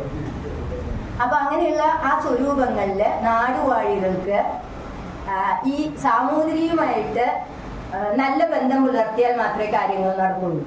അപ്പൊ അതുകൊണ്ട് അവരെല്ലായ്പ്പോഴും ആ കൂറ് പുലർത്തിക്കൊണ്ടാണ്, സാമൂതിരിയോട് കൂറ് പുലർത്തി നിന്നിരുന്നവരായിരുന്നു. ഈ സാമൂതിരി പൊന്നാനിയില് തൃക്കാവിൽ കോവിലകത്താണ് താമസിച്ചിരുന്നത്. അത് ആ കോവിലകം എന്ന് പറയുന്നത് 140 ദേശത്തിനും 300 കളരിക്കും അധികാരപ്പെട്ടതായിരുന്നു. അപ്പോൾ അന്നത്തെ അവസ്ഥ എന്ന് പറയുന്നത് ഇന്ന് നമ്മള് ഇത്ര കോടി രൂപ എന്ന് പറയുന്നത് പോലെയുള്ള ഒരു സംഗതിയാണ്. അന്ന് ഇത്ര ദേശം, ഇത്ര കളരി എന്നൊക്കെ പറയുന്നത് സ്വന്തമായിട്ട് ഉണ്ടാവുക എന്ന് പറയുന്നത് അവരുടെ ഒരു അധികാരത്തിനെ അല്ലെങ്കിൽ ആ പവറിനെയാണ്, ശക്തിയാണ് കാണിക്കുന്നത്. അതുപോലെ അദ്ദേഹം തിരുമനശ്ശേരി കോട്ട ക്ഷേത്രം പണിയിച്ചു. അപ്പൊ അങ്ങനെയുള്ള കുറെ കാര്യങ്ങൾ അവിടെ ചെയ്തു. അതിനിടയ്ക്കാണ് ഈ പുന്നത്തൂർ രാജവംശത്തിലെ പുന്നത്തൂർ നാടുവാഴികളെ നമ്പിടി എന്നാണ് വിളിച്ചിരുന്നത്. ഈ പുന്നത്തൂർ നമ്പിടിയും കൊച്ചി രാജാവുമായിട്ട് ഒരു തർക്കം ഉണ്ടാവുകയാണ് ചെയ്യുന്നത്. കൊച്ചി രാജാവുമായിട്ടുള്ള തർക്കത്തില് അന്ന് ഗുരുവായൂരപ്പന്റെ ആറാട്ട്, ഇപ്പോൾ ഉത്സവത്തിന് ഗുരുവായൂരിൽ ആറാട്ട് നടത്തുന്നത് ഭഗവാന്റെ തീർത്ഥക്കുളത്തിലെ രുദ്രതീർത്ഥം എന്ന് പറഞ്ഞ ആ തീർത്ഥക്കുളത്തിലാണ് ആറാട്ട് നടത്തുന്നത്. ആ രുദ്രതീർത്ഥത്തിന്റെ മഹിമ എന്താണെന്ന് വെച്ചാല് ഗുരുവായൂരപ്പൻ വിഷ്ണു അതിന്റെ ചതുർബാഹുവായിട്ടുള്ള വിഷ്ണുവിനെ കൊണ്ടുവന്ന് അവിടെ തപസ് ചെയ്തിരുന്ന പരമശിവനും ശ്രീപാർവതിയും എണീറ്റ് അത് ഒഴിഞ്ഞു കൊടുത്തു എന്നാണ് പറയുന്നത്. ആ തീർത്ഥക്കുളത്തിൽ നിന്ന് രുദ്രതീർത്ഥം എന്ന് പേര് വരാൻ കാരണം അതാണെന്നാ പറയുന്നത്. അപ്പൊ ആ രുദ്രതീർത്ഥത്തിൽ വെച്ചാണ് ഇപ്പൊ ഭഗവാന്റെ ആറാട്ട് നടത്തുന്നത്. അതിനു മുമ്പ് ഗുരുവായൂരിൽ നിന്നുള്ള ആറാട്ട് ചാട്ടുകുളം എന്ന് പറഞ്ഞ കുറച്ചുകൂടി ദൂരെയുള്ള സ്ഥലം, ഈ പുന്നത്തൂർ ദേശത്തിൽ കൂടെയാണ് അത് പോവുക. അവിടെയാണ് ആറാട്ട് നടത്താറുള്ളത്. അപ്പൊ ഇങ്ങനെ ആറാട്ടിന് പോകുമ്പോ ഇപ്പൊ ഇവിടെ നേരത്തെ പറഞ്ഞ ഇൻസിഡന്റ് ഉണ്ടല്ലോ, അതായത് പുന്നത്തൂര് ഈ കേസുകളോ കാര്യങ്ങളോ നിന്നിരുന്ന ഒരു സമയത്ത് ഈ കണ്ടിയൂർ പട്ടത്ത് നമ്പീശനായിരുന്നു ഇതിന്റെ കാര്യങ്ങളൊക്കെ ചർച്ച ചെയ്യാനായിട്ടും സംസാരിക്കാനും ഒക്കെ ആയിട്ട് പോയിരുന്നത്. അപ്പൊ എല്ലാം സംസാരിച്ച് ഉറപ്പിച്ച് രാത്രി ആറാട്ടിന് എഴുന്നള്ളുകയാണ് ഭഗവാൻ. ആ സമയത്താണ് മറഞ്ഞു നിന്ന് ഈ കണ്ടിയൂർ പട്ടരെ തമ്പുരാന്റെ ആളുകൾ വധിക്കുകയാണ് ചെയ്തത്. അപ്പൊ അങ്ങനെ വധം ഉണ്ടായതോടുകൂടി ഭഗവാന്റെ കാര്യത്തിന് വേണ്ടിയാണ് ഈ ആള് മരണപ്പെട്ടത് എന്നുള്ളത് കൊണ്ടാണ് ഈ കണ്ടിയൂർ പട്ടരെ സ്മരിച്ചുകൊണ്ട് ഇപ്പോഴും ഭഗവാന്റെ ആറാട്ട് പോകുന്ന സമയത്ത് അവിടെ ഒരു കണ്ടിയൂർ പട്ടത്ത് നമ്പീശൻ കുടുംബം താമസിച്ചിരുന്ന പ്രദേശമുണ്ട്. അതുകൂടാതെ ഒരു വലിയൊരു കരിങ്കൽ അതെ ഒരു സ്ഥലമുണ്ട്. അതായത് നമ്മള് പണ്ടൊക്കെ പറഞ്ഞു ഇരിക്കാൻ വേറെ സ്ഥലങ്ങളില്ലാത്തതുകൊണ്ട് ഈ ഉയരത്തിലുള്ള കരിങ്കല്ല് സ്ഥാപിച്ചിട്ട് അത്താണി പോലെ സ്ഥാപിച്ചിട്ട് അതിലൊക്കെ ഇരിക്കാറുണ്ട്. ചുമട് ഇറക്കാനായിട്ടും ഉപയോഗിക്കും. അപ്പൊ അങ്ങനെയുള്ള അത്താണിയുടെ അടുത്ത് വെച്ചിട്ടാണ് ഈ മരണം സംഭവിച്ചതെന്നും അവിടെ വെച്ചിട്ട് ഈ മരണം സംഭവിച്ചതുകൊണ്ട് ഇന്നും ഭഗവാന്റെ ആറാട്ടിന് പോകുന്ന സമയത്ത് ഈ കണ്ടിയൂർ പട്ടത്ത് കുടുംബത്തിലെ ഏറ്റവും സീനിയർ ആയിട്ടുള്ള ആള് വന്ന് അവർക്ക് സങ്കടം ഇല്ല എന്ന് പറഞ്ഞതിന് ശേഷം ഈ ആറാട്ട് അവിടുന്ന് നീങ്ങുള്ളൂ എന്ന് പറയുന്നുണ്ട്. അപ്പൊ ഇതൊക്കെ ഐതിഹ്യമാണെങ്കിൽ പോലും ഇതിനെയൊക്കെ ഇന്നും നമ്മൾ അവിടെ നിലനിർത്തിക്കൊണ്ടാണ് ഗുരുവായൂര് ആറാട്ട് നടക്കുന്നത്. ഇപ്പോൾ പിന്നെ രുദ്രതീർത്ഥത്തിലാണ് ആറാട്ടുള്ളത്. അപ്പം അതുകൊണ്ട് ക്ഷേത്രത്തിന് ചുറ്റും പ്രദക്ഷിണം വെച്ച് ക്ഷേത്രകുളത്തിൽ ആറാട്ട് നടത്തി അവസാനിക്കുകയാണ് ചെയ്യുന്നത്. പിന്നെ ഇവിടെ പറഞ്ഞു, അതായത് പുന്നത്തൂർ കോട്ട എന്ന് പറയുന്നത് വലിയൊരു സ്ഥലമായിരുന്നു. ഇനിയിപ്പോൾ അതിനെക്കുറിച്ച് ഞാൻ വിസ്തരിച്ച് പറയുന്നില്ല. നാടകശാല ഉണ്ടായിരുന്നു, ഇങ്ങനെയുള്ള കാര്യങ്ങളൊക്കെ വളരെ വലിയതായിരുന്നു. ഇപ്പം നിങ്ങൾക്കൊക്കെ കുറച്ചുകൂടി ഫെമിലിയർ ആവാൻ വേണമെങ്കിൽ പറയാം, നമ്മുടെ വടക്കൻ വീരകഥയുടെ ഷൂട്ടിങ്ങൊക്കെ അവിടെയാണ് നടന്നിട്ടുള്ളത്. അതിൻ്റെ ആ ഭംഗി നോക്കിയാൽ തന്നെ നമുക്കറിയാലോ. പക്ഷെ അന്ന് അവിടെ ഷൂട്ടിംഗ് ഒക്കെ നടക്കുമ്പോൾ അവർ കുറച്ച് മോഡിഫിക്കേഷൻസ് ഒക്കെ വരുത്തിയിട്ടുണ്ടാവും. ദൃശ്യഭംഗി വേണമല്ലോ അതിന് വേണ്ടിയിട്ട്. ആ പണ്ടത്തെ ആ ഒരു പ്രതാപമൊക്കെ പോയി അങ്ങനെയുള്ള ഒരു രീതിയിൽ ഇടിഞ്ഞു പൊളിഞ്ഞിട്ടുള്ള അവസ്ഥയിൽ പലയിടത്തും നീല നിറത്തിലുള്ള ടാർപ്പാളിനൊക്കെ വലിച്ചു കിട്ടി ഒരു മോശമായിട്ടുള്ള ഒരു അവസ്ഥയിലാണ് നിൽക്കുന്നത്. വേണമെങ്കിൽ ദേവസ്വത്തിന് അത് പുനരുദ്ധാരണം നടത്തി പഴയ രീതിയിൽ നല്ല ഭംഗിയുള്ള പുന്നത്തൂർ കോവിലകമായിട്ട് തന്നെ ഡെവലപ്പ് ചെയ്യാവുന്നതാണ്. അപ്പൊ ഞാൻ ഈ പുന്നത്തൂർ കോവിലകം എന്ന് പറഞ്ഞപ്പോൾ ഞാൻ എൻ്റെ പുസ്തക രചനയുടെ സമയത്ത് ഈ പുന്നത്തൂർ കോട്ടയെ കുറിച്ച് പറയുന്ന ഒരു ഭാഗത്ത് പറയുന്നുണ്ട്, അതിൽ കുറെ അവിടെ കോവിലകത്ത് കുറെ താളിയോലകൾ ഉണ്ടായിരുന്നു എന്ന് പറയുന്നുണ്ട്. അപ്പൊ ഞാൻ വിചാരിച്ചു, ആ താളിയോലകൾ പുന്നത്തൂർ രാജവംശത്തിലെ ആരെങ്കിലുമായിട്ട് ബന്ധപ്പെട്ടാൽ അറിയൂലോ, കിട്ടൂലോ എന്നൊക്കെ വിചാരിച്ചൊരു അന്വേഷണം നടത്തി. അപ്പോഴാണ് പറയുന്നത് അത് റിസീവറെ വെച്ചിട്ട് അത് മുഴുവൻ എടുത്തുകൊണ്ട് പോവുക ചെയ്തത്. അത് എവിടേക്ക് പോയിന്ന് യാതൊരു പിടിയില്ല എന്നാണ് പറയുന്നത്. സാറിന് എന്തെങ്കിലും ഇൻഫർമേഷൻ കിട്ടിയ എനിക്ക് പറഞ്ഞു തരുന്നു വിചാരിക്കുന്നു. കുറെ കാലിക്കറ്റ് യൂണിവേഴ്സിറ്റി മലയാള യുവാന്തരം കൊണ്ടുപോയി. പിന്നെ വെള്ളത്തോൾ വിദ്യാപീഠത്തിലുണ്ടെന്നും പറയുന്നത് കേൾക്കുന്നുണ്ട്. പക്ഷെ വള്ളത്തോൾ വിദ്യാപീഠത്തിൽ ഉണ്ടെങ്കിൽ ഇപ്പോ അവിടെ ആർ പരമേശ്വരൻ ഗവേഷണം നടത്തിക്കൊണ്ടിരിക്കുന്നത് അവിടെ നിന്ന് എല്ലാം എടുത്തിട്ട്. അപ്പൊ ഉണ്ടെങ്കിൽ അത് കാണുമായിരുന്നു. എന്തായാലും ഇപ്പൊ അത് കിട്ടിയിട്ടില്ല. അത് കിട്ടുകയാണെങ്കിൽ നമുക്ക് വളരെ വാല്യുബിൾ ആയിട്ടുള്ള സംഗതിയാണ്. അപ്പൊ നമ്മളുടെ കയ്യിൽ നിന്ന് അതും നമ്മൾ പറയില്ലേ കൈരേഖ മാത്രമേ ഉള്ളൂ എന്ന്, അങ്ങനെ കൈരേഖ മാത്രമേ ഉള്ള ഒരു അവസ്ഥയാണ്. നമുക്ക് അതിന്റെ വിശദാംശം കിട്ടാനില്ല. അപ്പൊ കിട്ടുകയാണെങ്കിൽ നമുക്ക് എന്തെങ്കിലുമൊക്കെ അതിനെ കുറിച്ച് പറയാമായിരുന്നു. അത് നമുക്ക് കിട്ടാതെ പോയി. ആ പുന്നത്തൂർ കോട്ടയിലാണ് പിന്നീട് ദേവസ്വത്തിന് ആനയുടെ എണ്ണം വർദ്ധിച്ചപ്പോൾ പുന്നത്തൂർ കോട്ട ദേവസ്വം പണം കൊടുത്ത് വാങ്ങുകയാണ് ചെയ്തത്. സാറ് പറഞ്ഞ പോലെ 9 ഏക്കർ അല്ല, അത് അതിലും കൂടുതലുണ്ട്. അത് ഞാൻ ആ ഏക്കർ എത്രയാണെന്നുള്ളത് ഇപ്പം മറന്നുപോയി. എൻ്റെ പുസ്തകത്തിൽ അത് രേഖപ്പെടുത്തിയിട്ടുണ്ട്. അത്രയും വലിയൊരു ഏരിയയാണ്. ഇപ്പം അതിൽ ആനക്കോട്ടയുണ്ട്, ആന പരിചരണം ഉണ്ട്, അതുപോലെ 3 ക്ഷേത്രങ്ങളുണ്ട്. ശിവപാർവതി ടെമ്പിളുണ്ട്, ശിവക്ഷേത്രമുണ്ട്, ഗണപതി കോവിലും ഉണ്ട്. അപ്പൊ ശിവപാർവതി ഉണ്ട്, പിന്നെ വേറെ പാർവതി ക്ഷേത്രം, ദേവി, പിന്നെ ഗണപതി. ഇപ്പൊ അത് ദേവസ്വത്തിന്റെ കീഴടം ക്ഷേത്രത്തിൽ പെടുന്ന ഒന്നായിട്ടാണ്. ഇപ്പൊ അതില് അവിടെ ഈ പറഞ്ഞ പോലെ ആനക്കാര്, ആനയെ പരിചരിക്കുന്നവർക്കൊക്കെ വളരെ ഭയഭക്തി ബഹുമാനത്തോടു കൂടിയാണ് ആ ക്ഷേത്രത്തിനെയൊക്കെ കാണുന്നത്. അവിടെ തൊഴുത് ഭക്തിയോട് കൂടിയൊക്കെയാണ് അവിടുന്ന് പോകുന്നത്. പക്ഷെ നമ്മൾ കാണാൻ ചെല്ലുന്നവർക്ക് ഈ ക്ഷേത്രം തുറന്നിട്ടുള്ള സമയം വളരെ അപൂർവമായിരിക്കും. ടൈമിങ് വ്യത്യാസം ഉണ്ടല്ലോ, അത് കാരണം കൊണ്ട്. അപ്പൊ എന്തായാലും ഈ പറഞ്ഞ രംഗങ്ങളൊക്കെ അവിടെ നമുക്ക് പുന്നത്തൂർ കോട്ടയിൽ കാണാനായിട്ട് സാധിക്കും. ഇത്രയും വലിയൊരു ആനകളെ ഇത്രയും അധികം എണ്ണത്തിന് നമുക്ക് ഒന്നിച്ച് കാണാൻ പറ്റുന്ന സ്ഥലം വേറെ ഉണ്ടോയെന്ന് സംശയമാണ്. ദേവസ്വത്തിന്റെ ഒരു വലിയ തുക ഈ ആനക്കോട്ടയുടെ നടത്തിപ്പിന്, ആനയുടെ പരിപാലനത്തിനൊക്കെ ആയിട്ട് ചെലവായി കൊണ്ടിരിക്കുകയാണ്. അവിടെ ആനയെ വേണ്ട രീതിയിൽ സംരക്ഷിച്ചില്ലെങ്കിൽ 100 കൂട്ടത്തിലുള്ള കേസും പുലിവാലികളുമായിട്ട് അതിൻ്റെ കേസ് നടത്താനായിട്ടും ഒക്കെ ആയിട്ട് സമയം കണ്ടെത്തേണ്ടി വരും. അപ്പോൾ അതുകൊണ്ട് ആനകളെ വേണ്ട രീതിയിൽ സംരക്ഷിക്കുക എന്ന് പറയുന്നത് ശരിക്കും ഏറ്റവും കൂടുതൽ ആനകളെ ഒന്നിച്ച് നമുക്ക് കാണാൻ പറ്റുന്നത്.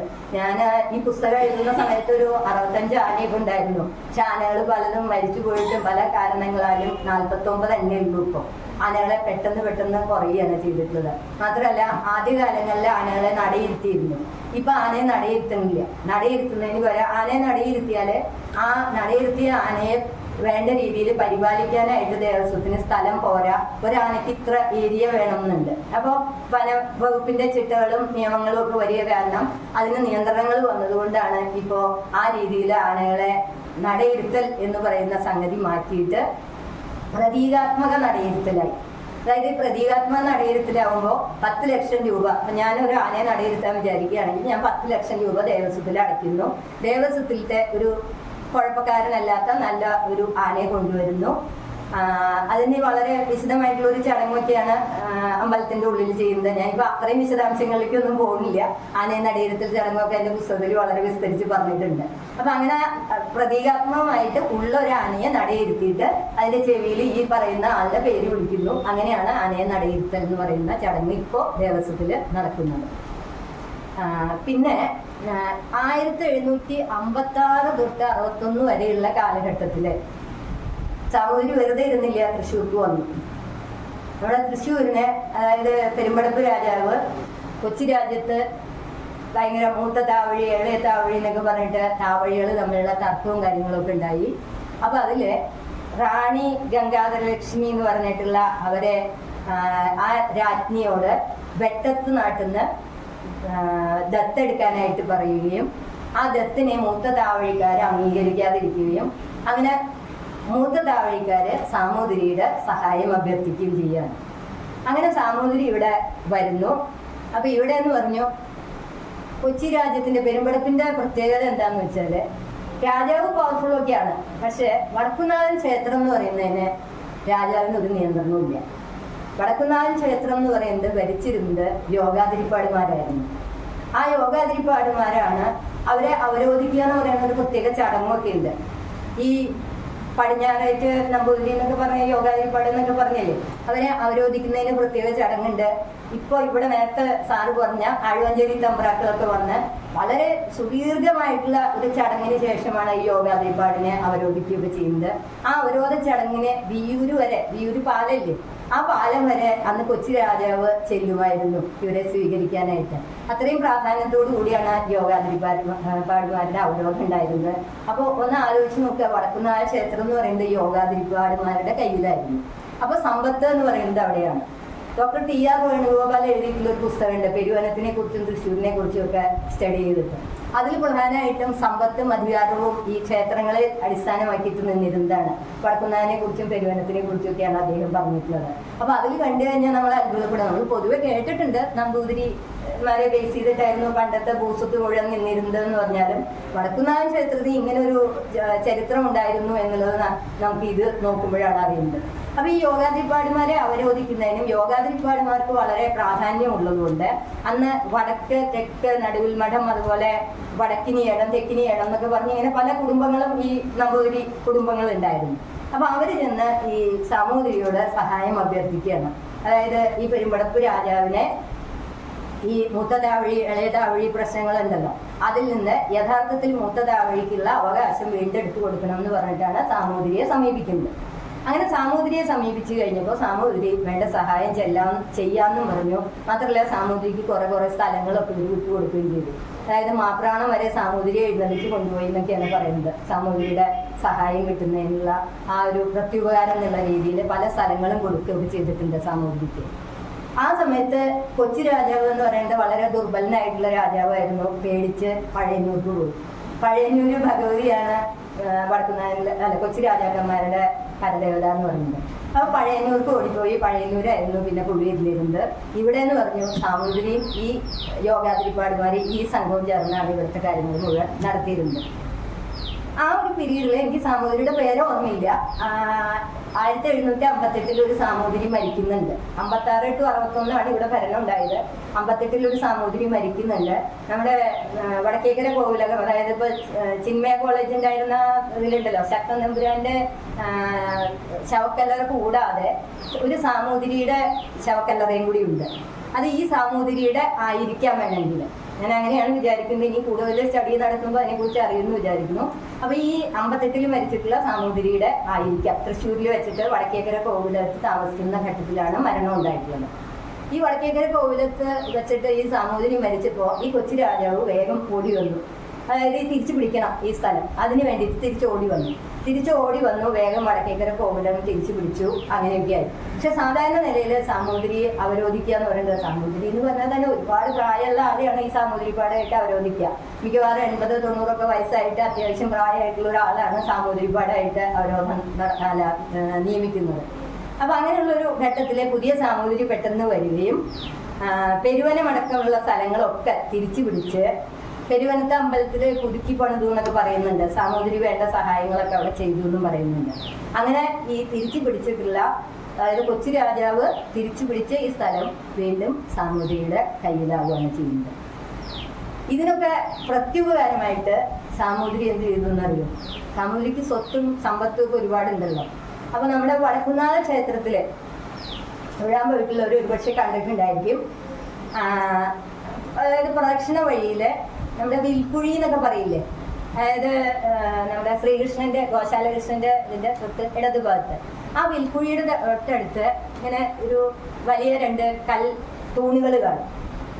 ആ കൽത്തൂണുകൾ എന്ന് പറയുന്നത് അന്ന് സാമൂതിരി ഈ വിജയം വരിച്ചതിന് സ്വർണം കൊണ്ട് തുലാഭാരം നടത്തി. ശരിക്കും വടക്കുന്നാനിൽ തുലാഭാരം സംഗതികളൊന്നും ഇല്ലെങ്കിലും അന്ന് സാമൂതിരിപ്പാട് ഈ നമ്പൂതിരിമാർക്ക് ഈ യോഗാതിരിപ്പാടുമാർക്ക് വിതരണം ചെയ്യാൻ വേണ്ടി അദ്ദേഹത്തിന്റെ ആ പ്രഭുത്വം കാണിക്കുന്നതിന് വേണ്ടി അവിടെ സ്വർണം കൊണ്ട് തുലാഭാരം നടത്തി ആ സ്വർണം ഈ നമ്പൂതിരിമാർക്ക് ഇടയിൽ വീതിച്ചു കൊടുത്തു എന്നാണ് പറയുന്നത്.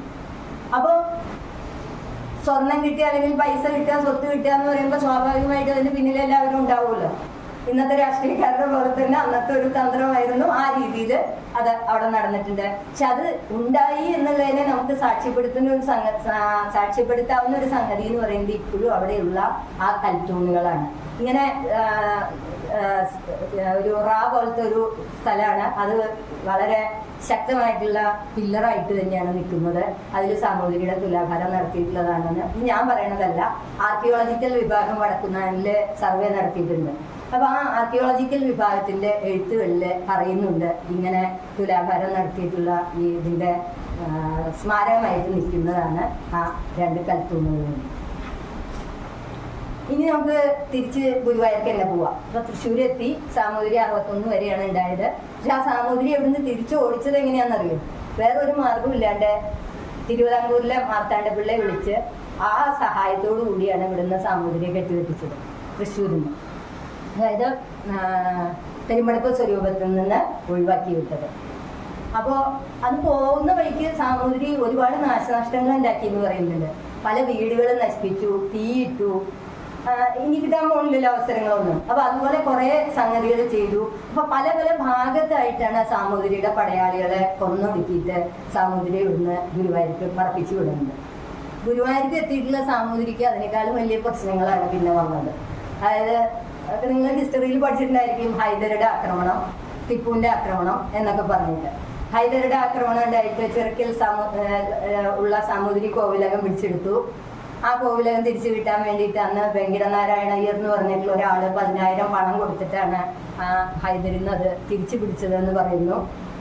പിന്നെ 1780 അന്ന് മലബാർ ഗവർണറാണല്ലോ, മലബാർ ഗവർണർ ദേവദായം അനുവദിച്ചു എന്ന് പറയുന്നു. അതായത് ക്ഷേത്രത്തിന് കാര്യങ്ങൾ നടത്താനായിട്ട് പൈസ വേണമെങ്കിൽ അതിനെ ഈ ദേവദായം അവിടുന്ന് കിട്ടുന്ന കളക്ഷൻ കിട്ടുന്ന സംഗതി അവിടെ തന്നെ ഉപയോഗിക്കാവുന്ന ഒരു സാഹചര്യം, അതിനെയാണ് ദേവദായം എന്ന് പറയുന്നത്.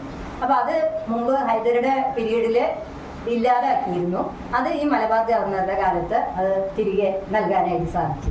അത് കഴിയുമ്പോഴത്തേനും പിന്നെ 1789 അടുത്ത ആൾ വരുന്നു, ടിപ്പു സുൽത്താന്റെ ആക്രമണം. ടിപ്പുവിന്റെ ഭീഷണി വന്നു. അത് 1789 മുതൽ 92 വരെ ടിപ്പുവിന്റെ ആക്രമണ കാലഘട്ടമായിട്ടാണ് പറയുന്നത്. നമ്മൾ ചരിത്രത്തിൽ പല പല കാര്യങ്ങളും പറയുന്നുണ്ട്. അതായത് ടിപ്പു ആക്രമിച്ചതാണ് ആ അമ്പലം, ടിപ്പു ആക്രമിച്ചതാണ് ഈ അമ്പലം എന്നൊക്കെ. ടിപ്പു അടുത്തുകൂടി പോയിട്ട് പോലും ഇല്ലാത്ത സ്ഥലങ്ങൾ പലരും പറയുന്നുണ്ട്. എന്നാലും ഈ ഗുരുവായൂരിനെ സംബന്ധിച്ച് ടിപ്പുവിന്റെ ആക്രമണം ഉണ്ടായിട്ടുണ്ട്. ആ ആക്രമണം ഉണ്ടായതിനെ ഭയപ്പെട്ട് വിഗ്രഹം അവിടുന്ന് എടുത്തുകൊണ്ട് പോയിട്ടുണ്ട്. ടിപ്പു ആക്രമിച്ചാലോ എന്ന് പേടിച്ച് മൂലവിഗ്രഹം തന്നെ എടുത്തു കൊണ്ടുപോയി തിടമ്പ് തന്ത്രിയുടെ മഠത്തിൽ കൊണ്ടുപോയി വെച്ച് ആരാധിച്ചു. ഈ വിഗ്രഹം കൊണ്ടുപോയിട്ട് 89 മുതൽ 92 വരെ ഗുരുവായൂരപ്പന്റെ ആ വിഗ്രഹം അവിടെ ഉണ്ടായിരുന്നില്ല. ഗുരുവായൂർ അമ്പലപ്പുഴയിലായിരുന്നു എന്നാണ് പറയുന്നത്. അതിനെക്കുറിച്ചും ഒരു ഐതിഹ്യം നിലനിൽക്കുന്നുണ്ട്. അതായത് ഈ അമ്പലപ്പുഴ പ്രധാനമായിട്ടുള്ളത് പാൽപ്പായസമാണല്ലോ. അപ്പൊ ഈ ഭഗവാനെ 89 തൊട്ട് 92 വരെ അവിടെ ആരാധിച്ചുല്ലോ. അപ്പൊ അങ്ങനെ ആരാധിച്ചു കഴിഞ്ഞപ്പോൾ ഭഗവാൻ അവിടുത്തെ പാൽപ്പായസമൊക്കെ കഴിച്ചിട്ട് വളരെ സന്തോഷമായി. അപ്പൊ ഇവിടെ വന്നു കഴിഞ്ഞ് 92 ഇവിടേക്ക് തിരിച്ചു കൊണ്ടുവന്നു. ഇവിടെ ഗുരുവായൂരത്തെ പാൽപ്പായസം, അപ്പൊ ഞാൻ പറയണ്ട, നമുക്കൊക്കെ അറിയാം, ഗുരുവായൂരത്തെ പാൽപ്പായസം അമ്പലപ്പുഴ പാൽപ്പായസത്തിന്റെ അടുത്ത് നോക്കില്ല. അപ്പൊ അത്രയും വ്യത്യാസമുണ്ട്. അപ്പൊ ഭഗവാന് തോന്നി ഇത് ശരിയല്ലല്ലോ, ഇങ്ങനെ നമുക്ക് നല്ല പാൽപ്പായസം അവിടെ കിട്ടിയിരുന്നത് ഇല്ലാണ്ടായില്ലേ എന്നുള്ളൊരു തോന്നൽ വന്നു. അപ്പൊ ഭഗവാൻ എന്ത് ചെയ്തു എന്നറിയോ? അവിടെ പാൽപ്പായസം ഉണ്ടാക്കണത് എന്ത് ചെയ്താലും കരിഞ്ഞു പോയി. അമ്പലപ്പുഴ ഭഗവാന് പാൽപ്പായസം നല്ലത് കിട്ടാണ്ടായി. അപ്പോ അമ്പലപ്പുഴ ഭഗവാന് മനസ്സിലായി ഇത് ഇങ്ങോരുടെ തന്ത്രമാണെന്നുള്ളത്. അപ്പൊ ഇങ്ങോട്ട് എന്ത് ചെയ്തു എന്നറിയോ? പകരം വീട്ടിയത് ഇവിടെ രസകാലനാണ് ഇവിടുത്തെ നമ്മുടെ ഗുരുവായൂരപ്പന്റെ പ്രധാനപ്പെട്ട ഇഷ്ടപ്പെട്ട സാധനം. അപ്പോൾ ആ രസകാലൻ ഉണ്ടാക്കുന്നതിനെ കരിച്ച് പൊളിച്ച് നാശാക്കി. ഇതൊക്കെ ഐതിഹ്യമാണ് പറയുന്നത്. എന്നാലും നമുക്ക് കേൾക്കുമ്പോൾ വളരെ രസകരമായിട്ട് പകരം വീട്ടിലോ എന്ന് തോന്നും. പക്ഷെ അമ്പലപ്പുഴയിൽ ഭഗവാനെ കൊണ്ട് സ്ഥാപിച്ചിരുന്നെന്നും പൂജകൾ നടന്നിരുന്നു എന്നും പറയുന്നുണ്ട്. അപ്പൊ അതുകൊണ്ട് ഇത് ശരിയായിരിക്കാൻ വേണമെങ്കിൽ എന്തായാലും അതുകൊണ്ടാണ് ഇപ്പോ എന്താണ് അവസാനം എത്തിച്ചേർന്നതെന്ന് അറിയൂ. ഭഗവാനെ ഈ അമ്പലപ്പുഴ പാൽപ്പായസം കഴിക്കണം, അത് ഉച്ചപൂജയ്ക്കാണ് നിവേദ്യം ഉണ്ടാവുക. അപ്പൊ അത് കാരണം കൊണ്ട് ഇവിടെ ഭഗവാന്റെ ഉച്ചപൂജയുടെ കഴിഞ്ഞാല് പിന്നെ ആ സമയത്ത് ശിവേലിയൊന്നുമില്ല, പിന്നെ വൈകിട്ടേ തുറക്കുള്ളൂ. അതിനിടയ്ക്ക് ഭഗവാൻ അമ്പലപ്പുഴ പോവാന്നാണ് പറയുന്നത്. അമ്പലപ്പുഴ പോയി അവിടുന്ന് പായസം അടിച്ചിട്ടാണ് പോരേണ്ടതെന്നാണ് പറയുന്നത്. അപ്പോൾ ആ ഐതിഹ്യവുമായി ബന്ധപ്പെട്ടിട്ട് നമ്മൾ നോക്കുമ്പോൾ ആ ടൈമിങ് ശരിയാവുന്നുണ്ട്. നമുക്ക് അമ്പലപ്പുഴ പോയി വരാൻ സമയം എടുക്കുമെന്ന് വെച്ചാലും ഭഗവാൻ അങ്ങനെയല്ലല്ലോ, പെട്ടെന്ന് പോയി വരാമല്ലോ. അപ്പൊ അങ്ങനെ ഒരു ഐതിഹ്യം നിലനിൽക്കുന്നുണ്ട്. അപ്പൊ ആ രീതിയിലാണെന്നാ പറയുന്നത് അമ്പലപ്പുഴ പാൽപ്പായസവും അല്ലെങ്കിൽ അമ്പലപ്പുഴയും ഗുരുവായൂർ ഭഗവാനും തമ്മിലുള്ള ബന്ധം എന്ന് പറയുന്നത്. പിന്നെ ടിപ്പുവിന്റെ ആക്രമണത്തിനെ കുറിച്ച് നമ്മൾ പറഞ്ഞു എന്ന് വെച്ചാലും ഈ ടിപ്പു ചില സഹായങ്ങളൊക്കെ ചെയ്തിട്ടുണ്ട്. അതായത് നേരത്തെ ഇവിടെ പറഞ്ഞല്ലോ, ചണ്ടാളപ്പറമ്പിൽ ഐറോസുറ്റി മൂപ്പൻ എന്ന് പറഞ്ഞ ആ ഐറോസുറ്റി മൂപ്പനെ മണത്തലയിലുള്ള ഉത്സവങ്ങൾ നടത്തുന്നതിന് വേണ്ടി 3000 പകോടയും ഭൂമിയൊക്കെ കൊടുത്തു എന്ന് പറയുന്നുണ്ട്. അതായത് ഉള്ളൂരിന്റെ നമ്മുടെ സാഹിത്യത്തിലൊക്കെ അത് പറയുന്നുണ്ട്. അതിൽ ഇത്രയും ഭൂമി പതിച്ചു കൊടുത്തു എന്നൊക്കെ ചില ഭാഗങ്ങളിൽ ടിപ്പു ദാനം ചെയ്തിട്ടുണ്ട് എന്ന്. അതിനോടൊപ്പം തന്നെ ടിപ്പു സുൽത്താന്റെ അവസാന കാലഘട്ടത്തിനെ കുറിച്ചൊക്കെ നമ്മൾ നോക്കിക്കഴിഞ്ഞാല് പാവം കാല പൊടിഞ്ഞിട്ട് വളരെ കഷ്ടപ്പെട്ടിട്ടാണ് അവസാന കാലഘട്ടത്തില് നമുക്ക് ദയനീയ അവസ്ഥ തോന്നും. ഇത്രയും പരാക്രമിയായിട്ട് നടന്നിട്ടുള്ള ടിപ്പു സുൽത്താൻ ഇങ്ങനെയുള്ള ഒരു ദുര്യോഗം വന്നല്ലോ എന്നൊക്കെ വിചാരിക്കും. അപ്പൊ എന്തോ ആവട്ടെ, ആ ടിപ്പു സുൽത്താന്റെ ആ പീരീഡ് എന്ന് പറയുന്നത് നമുക്ക് മുഴുവൻ ആക്രമണകാരിയാണ് എന്ന് പറഞ്ഞുകൂടാ. ചില സഹായങ്ങൾ പല ക്ഷേത്രങ്ങൾക്കും കൊടുത്തതായിട്ട് പറയുന്നുണ്ട്. ഇനി ഞാൻ വീണ്ടും തൃശ്ശൂരിനായിട്ട് ചെറിയ ബന്ധമുള്ള കാര്യമാണ് പറയുന്നത്. അതായത് അപ്പൻ തമ്പുരാനില്ലേ, നമ്മളെ അപ്പൻ തമ്പുരാൻ സ്മാരകത്തിലെ അപ്പൻ തമ്പുരാനുമായി ബന്ധപ്പെട്ടിട്ടാണ് തൃശ്ശൂരിന്റെ കാര്യം വരുന്നത്.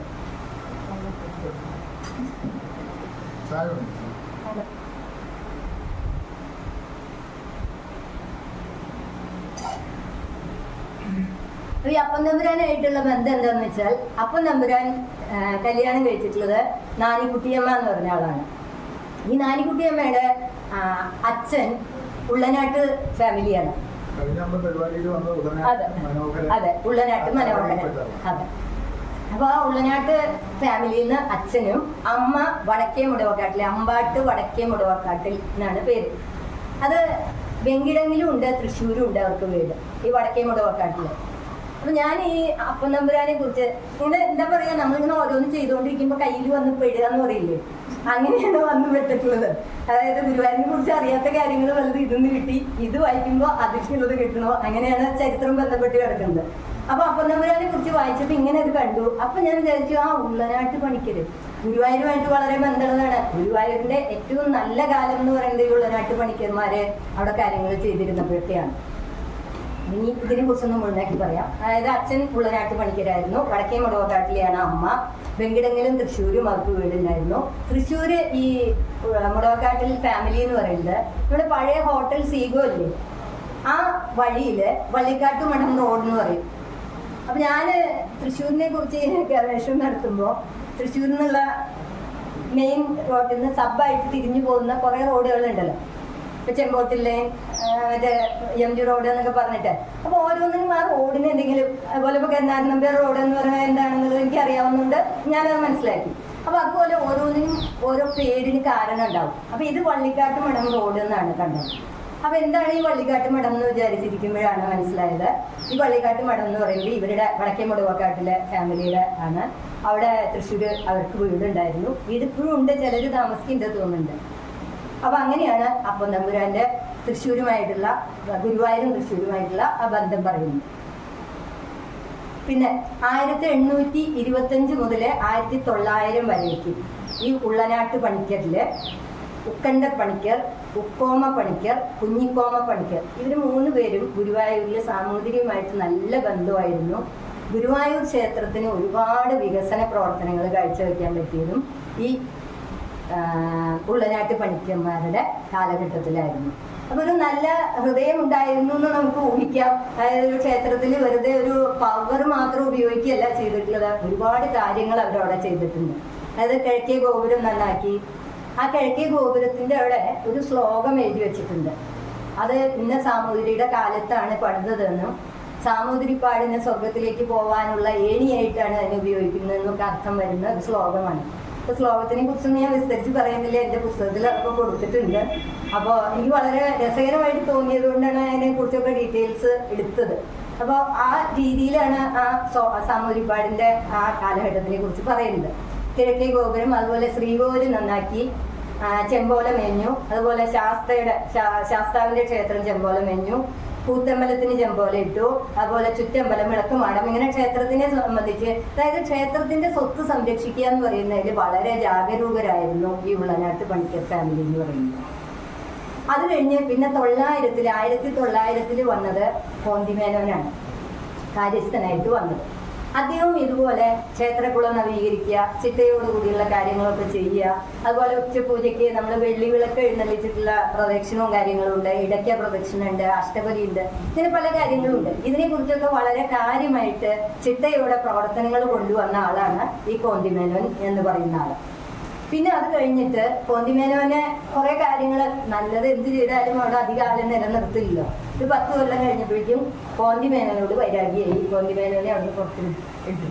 പിന്നെ വന്നത് ഈ മദ്രാസ് ഗവൺമെന്റിന്റെ നിയന്ത്രണത്തിലുള്ള ജെ.എ. തോൺ എന്ന് പറയുന്ന ഒരു ഇംഗ്ലീഷുകാരൻ, ഒരു സായിപ്പ് ആണെങ്കിൽ കൂടി 1912 തൊട്ട് 17 വരെ അദ്ദേഹമാണ് കാര്യങ്ങൾ ചെയ്തിരുന്നത്. പക്ഷെ അദ്ദേഹം എങ്ങനെയാണെന്ന് വെച്ചാൽ പുറത്തു നിന്നിട്ട് ഭഗവാനെയൊക്കെ തൊഴും, ക്ഷേത്രത്തിന്റെ കാര്യങ്ങളൊക്കെ വേണ്ടതുപോലെ ചെയ്യും, അങ്ങനെയുള്ള ഒരു വ്യക്തിയായിരുന്നു. അപ്പൊ അതുകൊണ്ട് അങ്ങോട്ടും അവിടെ കുറച്ച് കാര്യക്ഷമമായിട്ട് പ്രവർത്തനങ്ങൾ നടത്താനായിട്ട് സാധിച്ചു. പിന്നെ 1915 മദ്രാസ് ഗവൺമെന്റ് ഇത് ഏറ്റെടുത്തത്. അതായത് ഈ ക്ഷേത്രത്തിനെ സാമൂതിരിപ്പാടിന്റെ കയ്യിൽ നിന്ന് ഏറ്റെടുക്കുന്നു, മദ്രാസ് ഗവൺമെന്റിന്റെ നിയന്ത്രണത്തിലായിരുന്നു. എന്നാൽ അതേസമയം 1922 23 ആ കാലഘട്ടത്തിൽ സാമൂതിരിക്ക് ഒരു സ്ഥാനം കൊടുത്തു, മഹാരാജ എന്ന് പറഞ്ഞിട്ട്. നമ്മൾ സാമൂതിരിയെ പൊതുവെ മഹാരാജ എന്നൊന്നും പറഞ്ഞിരുന്നില്ല, പക്ഷെ ഇവരൊരു സ്ഥാനപ്പേര് കൊടുക്കുന്നുണ്ട്, മഹാരാജ എന്ന് പറഞ്ഞിട്ട്. പിന്നീട് 1951 Madras Hindu charitable endowment act, അത് പ്രകാരം ഈ ക്ഷേത്രത്തിനൊക്കെ നിയന്ത്രണം വന്നു. 1965 എൻഡോമെന്റ് കമ്മീഷണറെ വെച്ചു. അപ്പോഴേക്കും സാമൂതിരിയുടെ ഭരണത്തിൽ ചില പോരായ്മകളൊക്കെ കാണാനൊക്കെയായി. പിന്നെ സാമൂതിരിപ്പാട് അതിൻ്റെ ഇടയ്ക്ക് അവിടെ സാമൂതിരി, മല്ലിശ്ശേരി ഇവർ തമ്മിലൊക്കെ കലഹം തുടങ്ങി. അതായത് ക്ഷേത്രത്തിൽ വരവുണ്ടായപ്പോൾ ക്ഷേത്ര ഭണ്ഡാരങ്ങൾ എണ്ണുമ്പോഴൊക്കെ ഒരാൾക്ക് മാത്രം അതിന് അധികാരവും അവകാശമൊക്കെ വന്നത് ഇവർ തമ്മിൽ കലഹം ഉണ്ടായി. അപ്പം അങ്ങനെ മല്ലിശ്ശേരിയാണ് അവിടുത്തെ ഊരാളന്മാർ. അതുപോലെ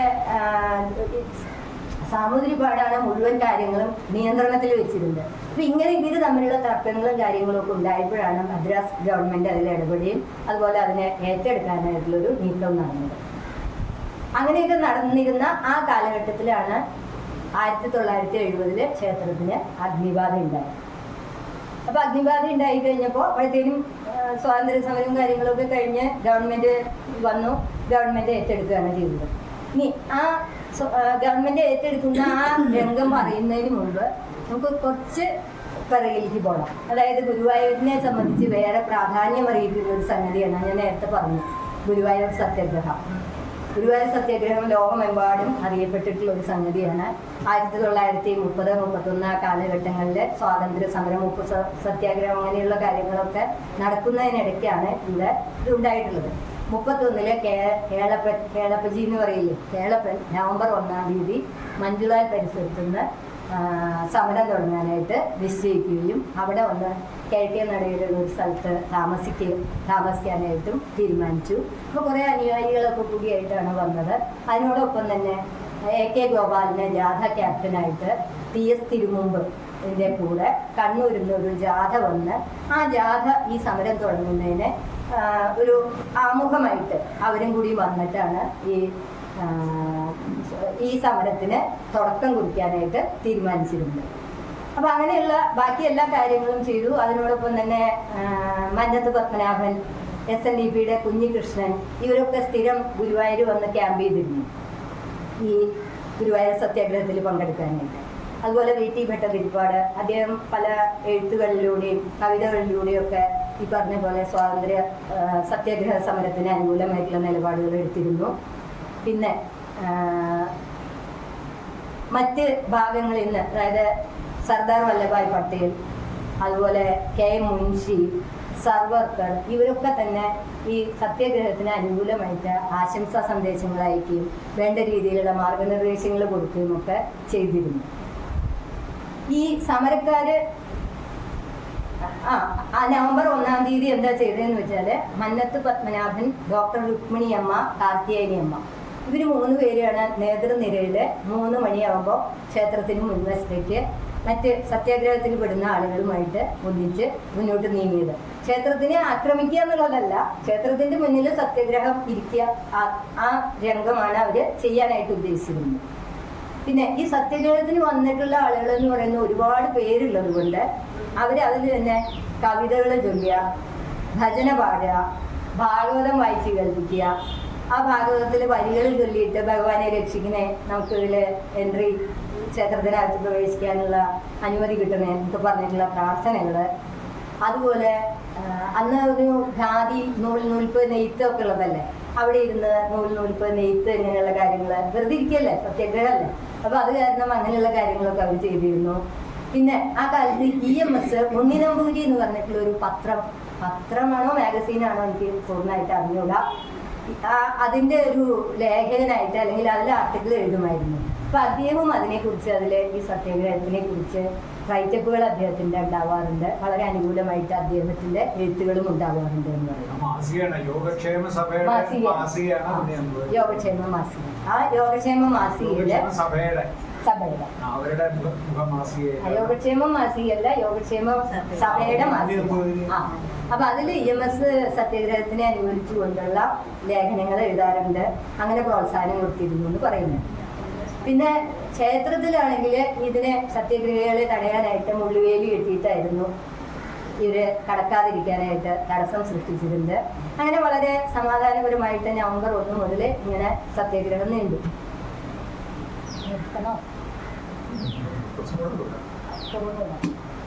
അപ്പോൾ ഡിസംബർ 21-ാം തീയതി, അങ്ങനെയാണെങ്കിൽ ഞാൻ ഇത് വേണമെങ്കിൽ ബ്രീഫ് ചെയ്തിട്ട് അടുത്തേക്ക് കിടക്കാം. സത്യാഗ്രഹത്തിനെ കുറിച്ച് വിശദാംശം വേണ്ടെങ്കിൽ ഞാൻ അങ്ങനെ സത്യാഗ്രഹം ബ്രീഫ് ചെയ്യാം കേട്ടോ. അതായത് ഡിസംബറിൽ P. കൃഷ്ണപിള്ള കയറി സോപാനത്തിൽ കയറി മണിയടിച്ചു. അതുപോലെ AKGക്ക് മർദ്ദനം ഉണ്ടായി, മുള്ളുവേലി തകർത്തതിന്. അപ്പൊ അങ്ങനെയൊക്കെയുള്ള കോലാഹലങ്ങൾ വളരെ സമാധാനപരമായിട്ട് പോയിരുന്ന സത്യാഗ്രഹമാണ് പിന്നീട് ഇങ്ങനെയുള്ള സ്ഥിതിവിശേഷങ്ങൾ, മുള്ളുവേലി തകർക്കലും കാര്യങ്ങളും ഒക്കെ ആയിട്ട് കോലാഹലമായിട്ട് വരുന്നു. അപ്പൊ അതുകൊണ്ട് 1932 ജനുവരി 1-ാം തീയതി ക്ഷേത്രം അടയ്ക്കാൻ സാമൂതിരിപ്പാട് തീരുമാനിക്കുകയാണ്. ക്ഷേത്രം ഏകദേശം 1 മാസക്കാലം അവിടെ അടഞ്ഞു കഴിഞ്ഞു. പിന്നെ അതിനുശേഷം പിന്നീട് ഉണ്ടായത് മരണം വരെ ഉപവാസം അനുഷ്ഠിക്കാനായിട്ട് കേളപ്പൻ തീരുമാനിക്കുന്നതും, പിന്നെ നമ്മുടെ സ്വാതന്ത്ര്യ സമരത്തിനോടനുബന്ധിച്ച് ഇദ്ദേഹം ഗാന്ധിജി യർവാദ ജയിലിലായിരുന്നു. അപ്പോൾ ജയിലിൽ നിന്ന് കമ്പി അടിക്കുകയാണ് ചെയ്യുന്നത്. അതായത് കേളപ്പനോട് സത്യാഗ്രഹം നിർത്തണമെന്നും അതിന് ഈ സത്യാഗ്രഹത്തിനുള്ള സമയമായിട്ടില്ലെന്നും ഞാൻ വന്നതിന് ശേഷം തീരുമാനങ്ങൾ എടുക്കാമെന്നും പറഞ്ഞിട്ട് ഗാന്ധിജി ഒരു ആത്മീയ സ്വരത്തോടു കൂടി കമ്പി അടിച്ചു എന്നാണ് പറയുന്നത്, ടെലിഗ്രാം കൊടുത്തു എന്നാണ് പറയുന്നത്. അതിൻ്റെ അടിസ്ഥാനത്തിൽ അത് നിർത്തിവെക്കുകയാണ് പറയുന്നത്. പിന്നെ അതിനുശേഷം 1934 ജനുവരിയിൽ ഗാന്ധി ഗുരുവായൂർ വരികയുണ്ടായി. വളരെ പ്രധാനപ്പെട്ട ഒരു അഭിസംബോധന നടക്കലൊക്കെ ഉണ്ടായി. പിന്നെ അതിനുശേഷം പൊന്നാനിയിൽ ഹിതപരിശോധന നടത്താൻ തീരുമാനിച്ചു. 77% പേര് അനുകൂലമായിട്ട് ക്ഷേത്രപ്രവേശനം അനുവദിക്കണം എന്ന് പറഞ്ഞ് ഹിതപരിശോധനയുടെ തീരുമാനമായി. അത് കഴിഞ്ഞ് 47 ജൂൺ 2-ാം തീയതിയാണ് എല്ലാ ഹിന്ദുക്കൾക്കുമായിട്ട് ക്ഷേത്രം തുറന്നു കൊടുത്തത്. അങ്ങനെയാണ് ഗുരുവായൂർ സത്യാഗ്രഹത്തിൻ്റെ ക്ലൈമാക്സ് എന്ന് പറയുന്നത് ഉണ്ടായത്. പിന്നെ അതിനെ സ്മരണയ്ക്കായിട്ടാണ് ഇപ്പൊ ഇന്ന് നിൽക്കുന്ന പൂന്താനം ഓഡിറ്റോറിയം ഉണ്ടല്ലോ, ക്ഷേത്രപ്രവേശന സത്യാഗ്രഹ സ്മാരക ഓഡിറ്റോറിയം എന്ന് പറഞ്ഞിട്ട് ദേവസ്വം പണിതിട്ടുള്ളതുണ്ട്. അതുപോലെ അവിടെ ഒരു സ്തൂപമുണ്ട്. അതുപോലെ ടൗൺ ഹാളില് ലൈബ്രറി ഉണ്ട്. ടൗൺഷിപ്പിന്റെ ലൈബ്രറിയിൽ ഗുരുവായൂർ അവിടെ വെച്ചിട്ടാണ് ഗാന്ധിജി അഭിസംബോധന ചെയ്തത്. അപ്പൊ അതിന്റെ സ്മരണയ്ക്കായിട്ട് ഗാന്ധിജിയുടെ ഒരു പ്രതിമ അവിടെ ഇപ്പോഴും ഗുരുവായൂർ മഞ്ഞുകാലിന്റെ വലത്ത് ഭാഗത്ത് ഈ ടൗൺഷിപ്പ് ലൈബ്രറിയിൽ കാണുകയും. പിന്നെ വേറൊരു പ്രമാദമായിട്ടുള്ള വളരെ പ്രധാനപ്പെട്ടുള്ള ഒരു കാര്യമായിരുന്നു 1983 അതായത് അവിടെ ക്ഷേത്രത്തിൽ നമസ്കാര സദ്യ ഉണ്ടായിരുന്നു. ബ്രാഹ്മണർക്ക് മാത്രമായിരുന്നു നമസ്കാര സദ്യ. അപ്പൊ അതിനെതിരായിട്ട് ആനന്ദ തീർത്ഥൻ എന്ന് പറയുന്ന ആള്, അദ്ദേഹം പൂണൂലൊക്കെ ഉള്ള ആളാണെങ്കിലും പൂണൂലൊക്കെ ഊരി ക്ഷേത്രത്തിൽ നമസ്കാര സദ്യ കഴിക്കാൻ ചെന്നിരുന്നു. അദ്ദേഹത്തിന് സെക്യൂരിറ്റിക്കാർ വലിച്ച് പുറത്തിടുകയും അധിക്ഷേപിക്കുകയും കാര്യങ്ങളൊക്കെ ചെയ്തു. പക്ഷെ അത് ഭയങ്കര വലിയൊരു പ്രതിഷേധത്തിനിടയാക്കി.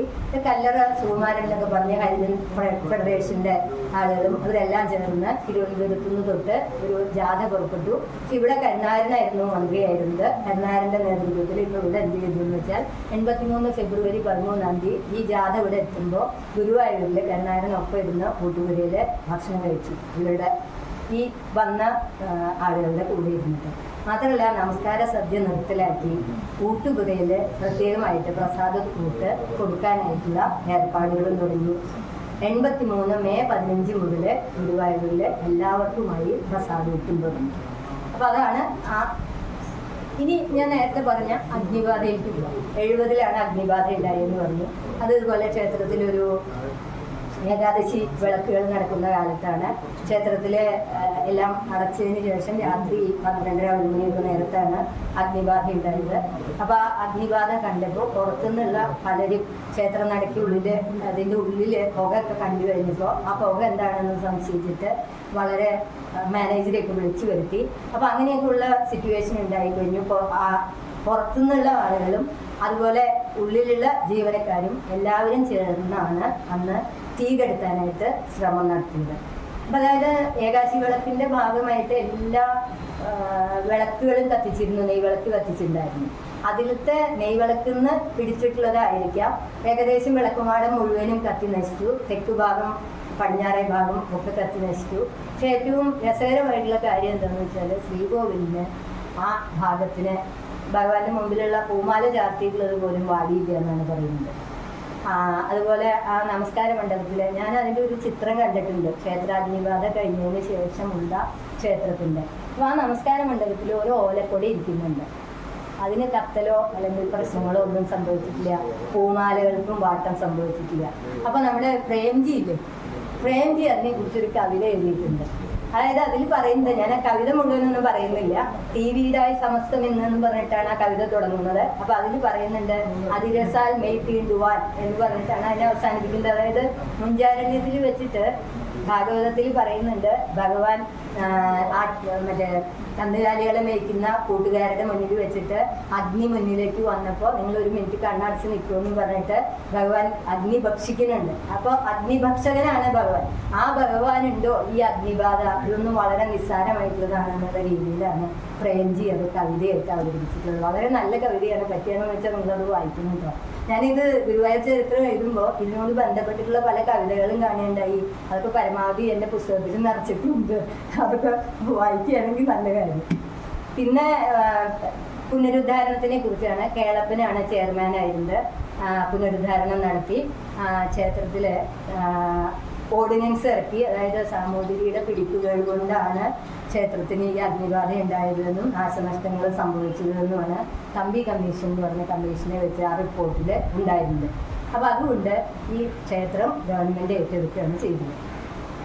അതിനുശേഷമാണ് 71 കാഞ്ചി കാമവടി ജയേന്ദ്ര സരസ്വതി സ്വാമികൾ ഈ ശിലാസ്ഥാപനം നടത്തി.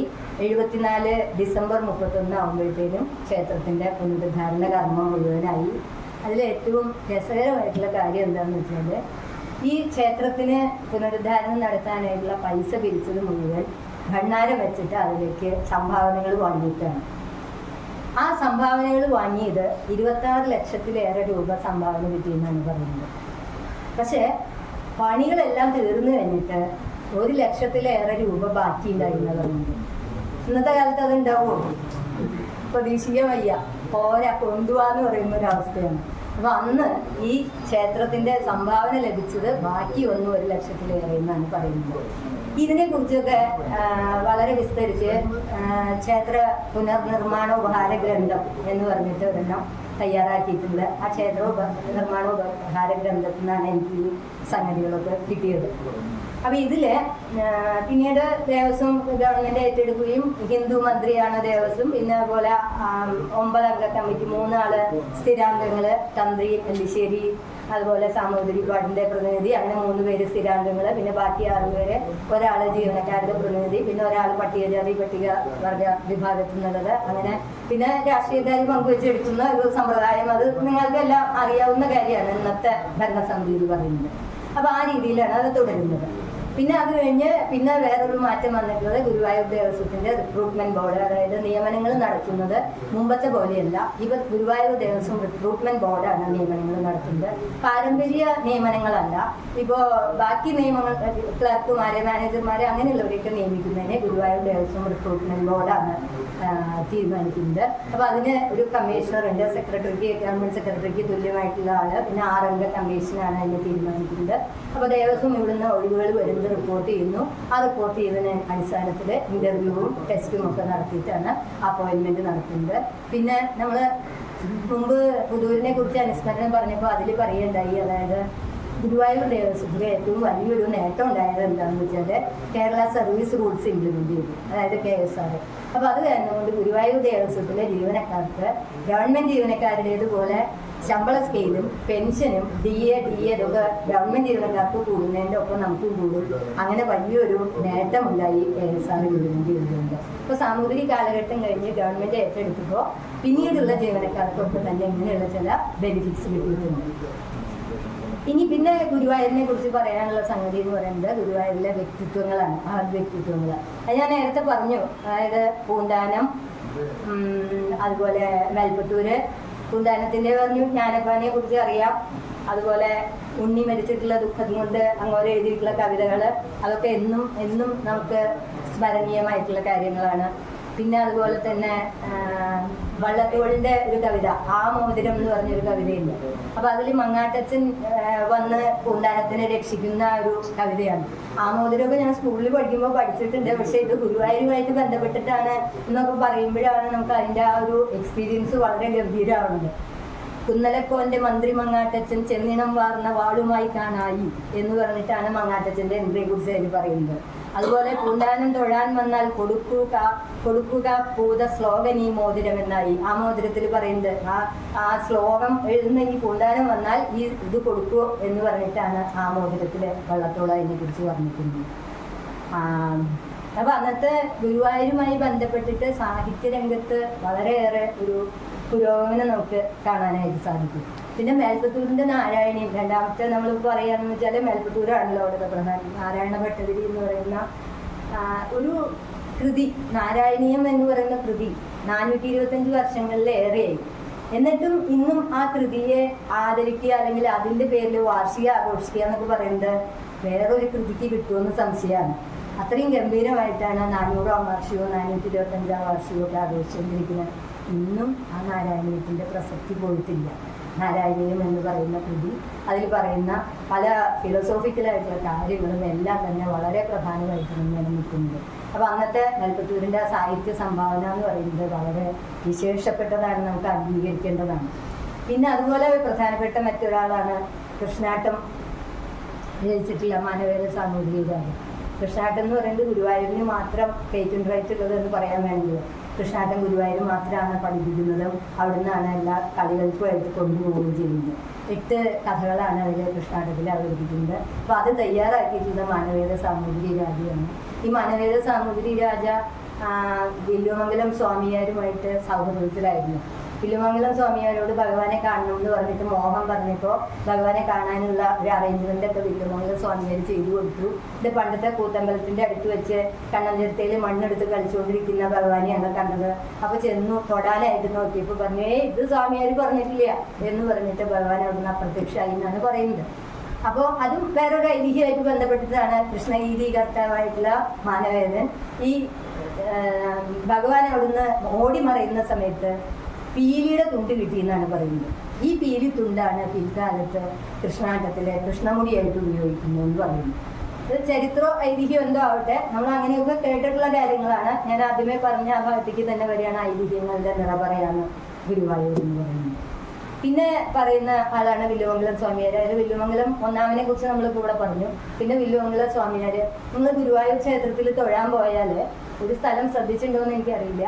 അവിടെ ഭഗവാന്റെ മണിക്കിണറുണ്ട് വലത്തെ സൈഡിൽ. മണിക്കിണർ എന്ന് പറയാൻ അതിന് പ്രാധാന്യം വന്നത് എന്താണെന്ന് വെച്ചാൽ ഗുരുവും വായും കൂടി പ്രതിഷ്ഠ നടത്തിയിട്ട് അഭിഷേകം കഴിക്കാനായിട്ട് ഇതിൽ നിന്ന് ജലം എടുത്തു എന്നുള്ളത് കൊണ്ടാണ് അതിന് പ്രാധാന്യം വന്നത്. തീർത്ഥജലം ആയി മാറി അതിന് മണിക്കിണറിന് പ്രസക്തി വന്നു എന്നാണ് പറയപ്പെടുന്നത്.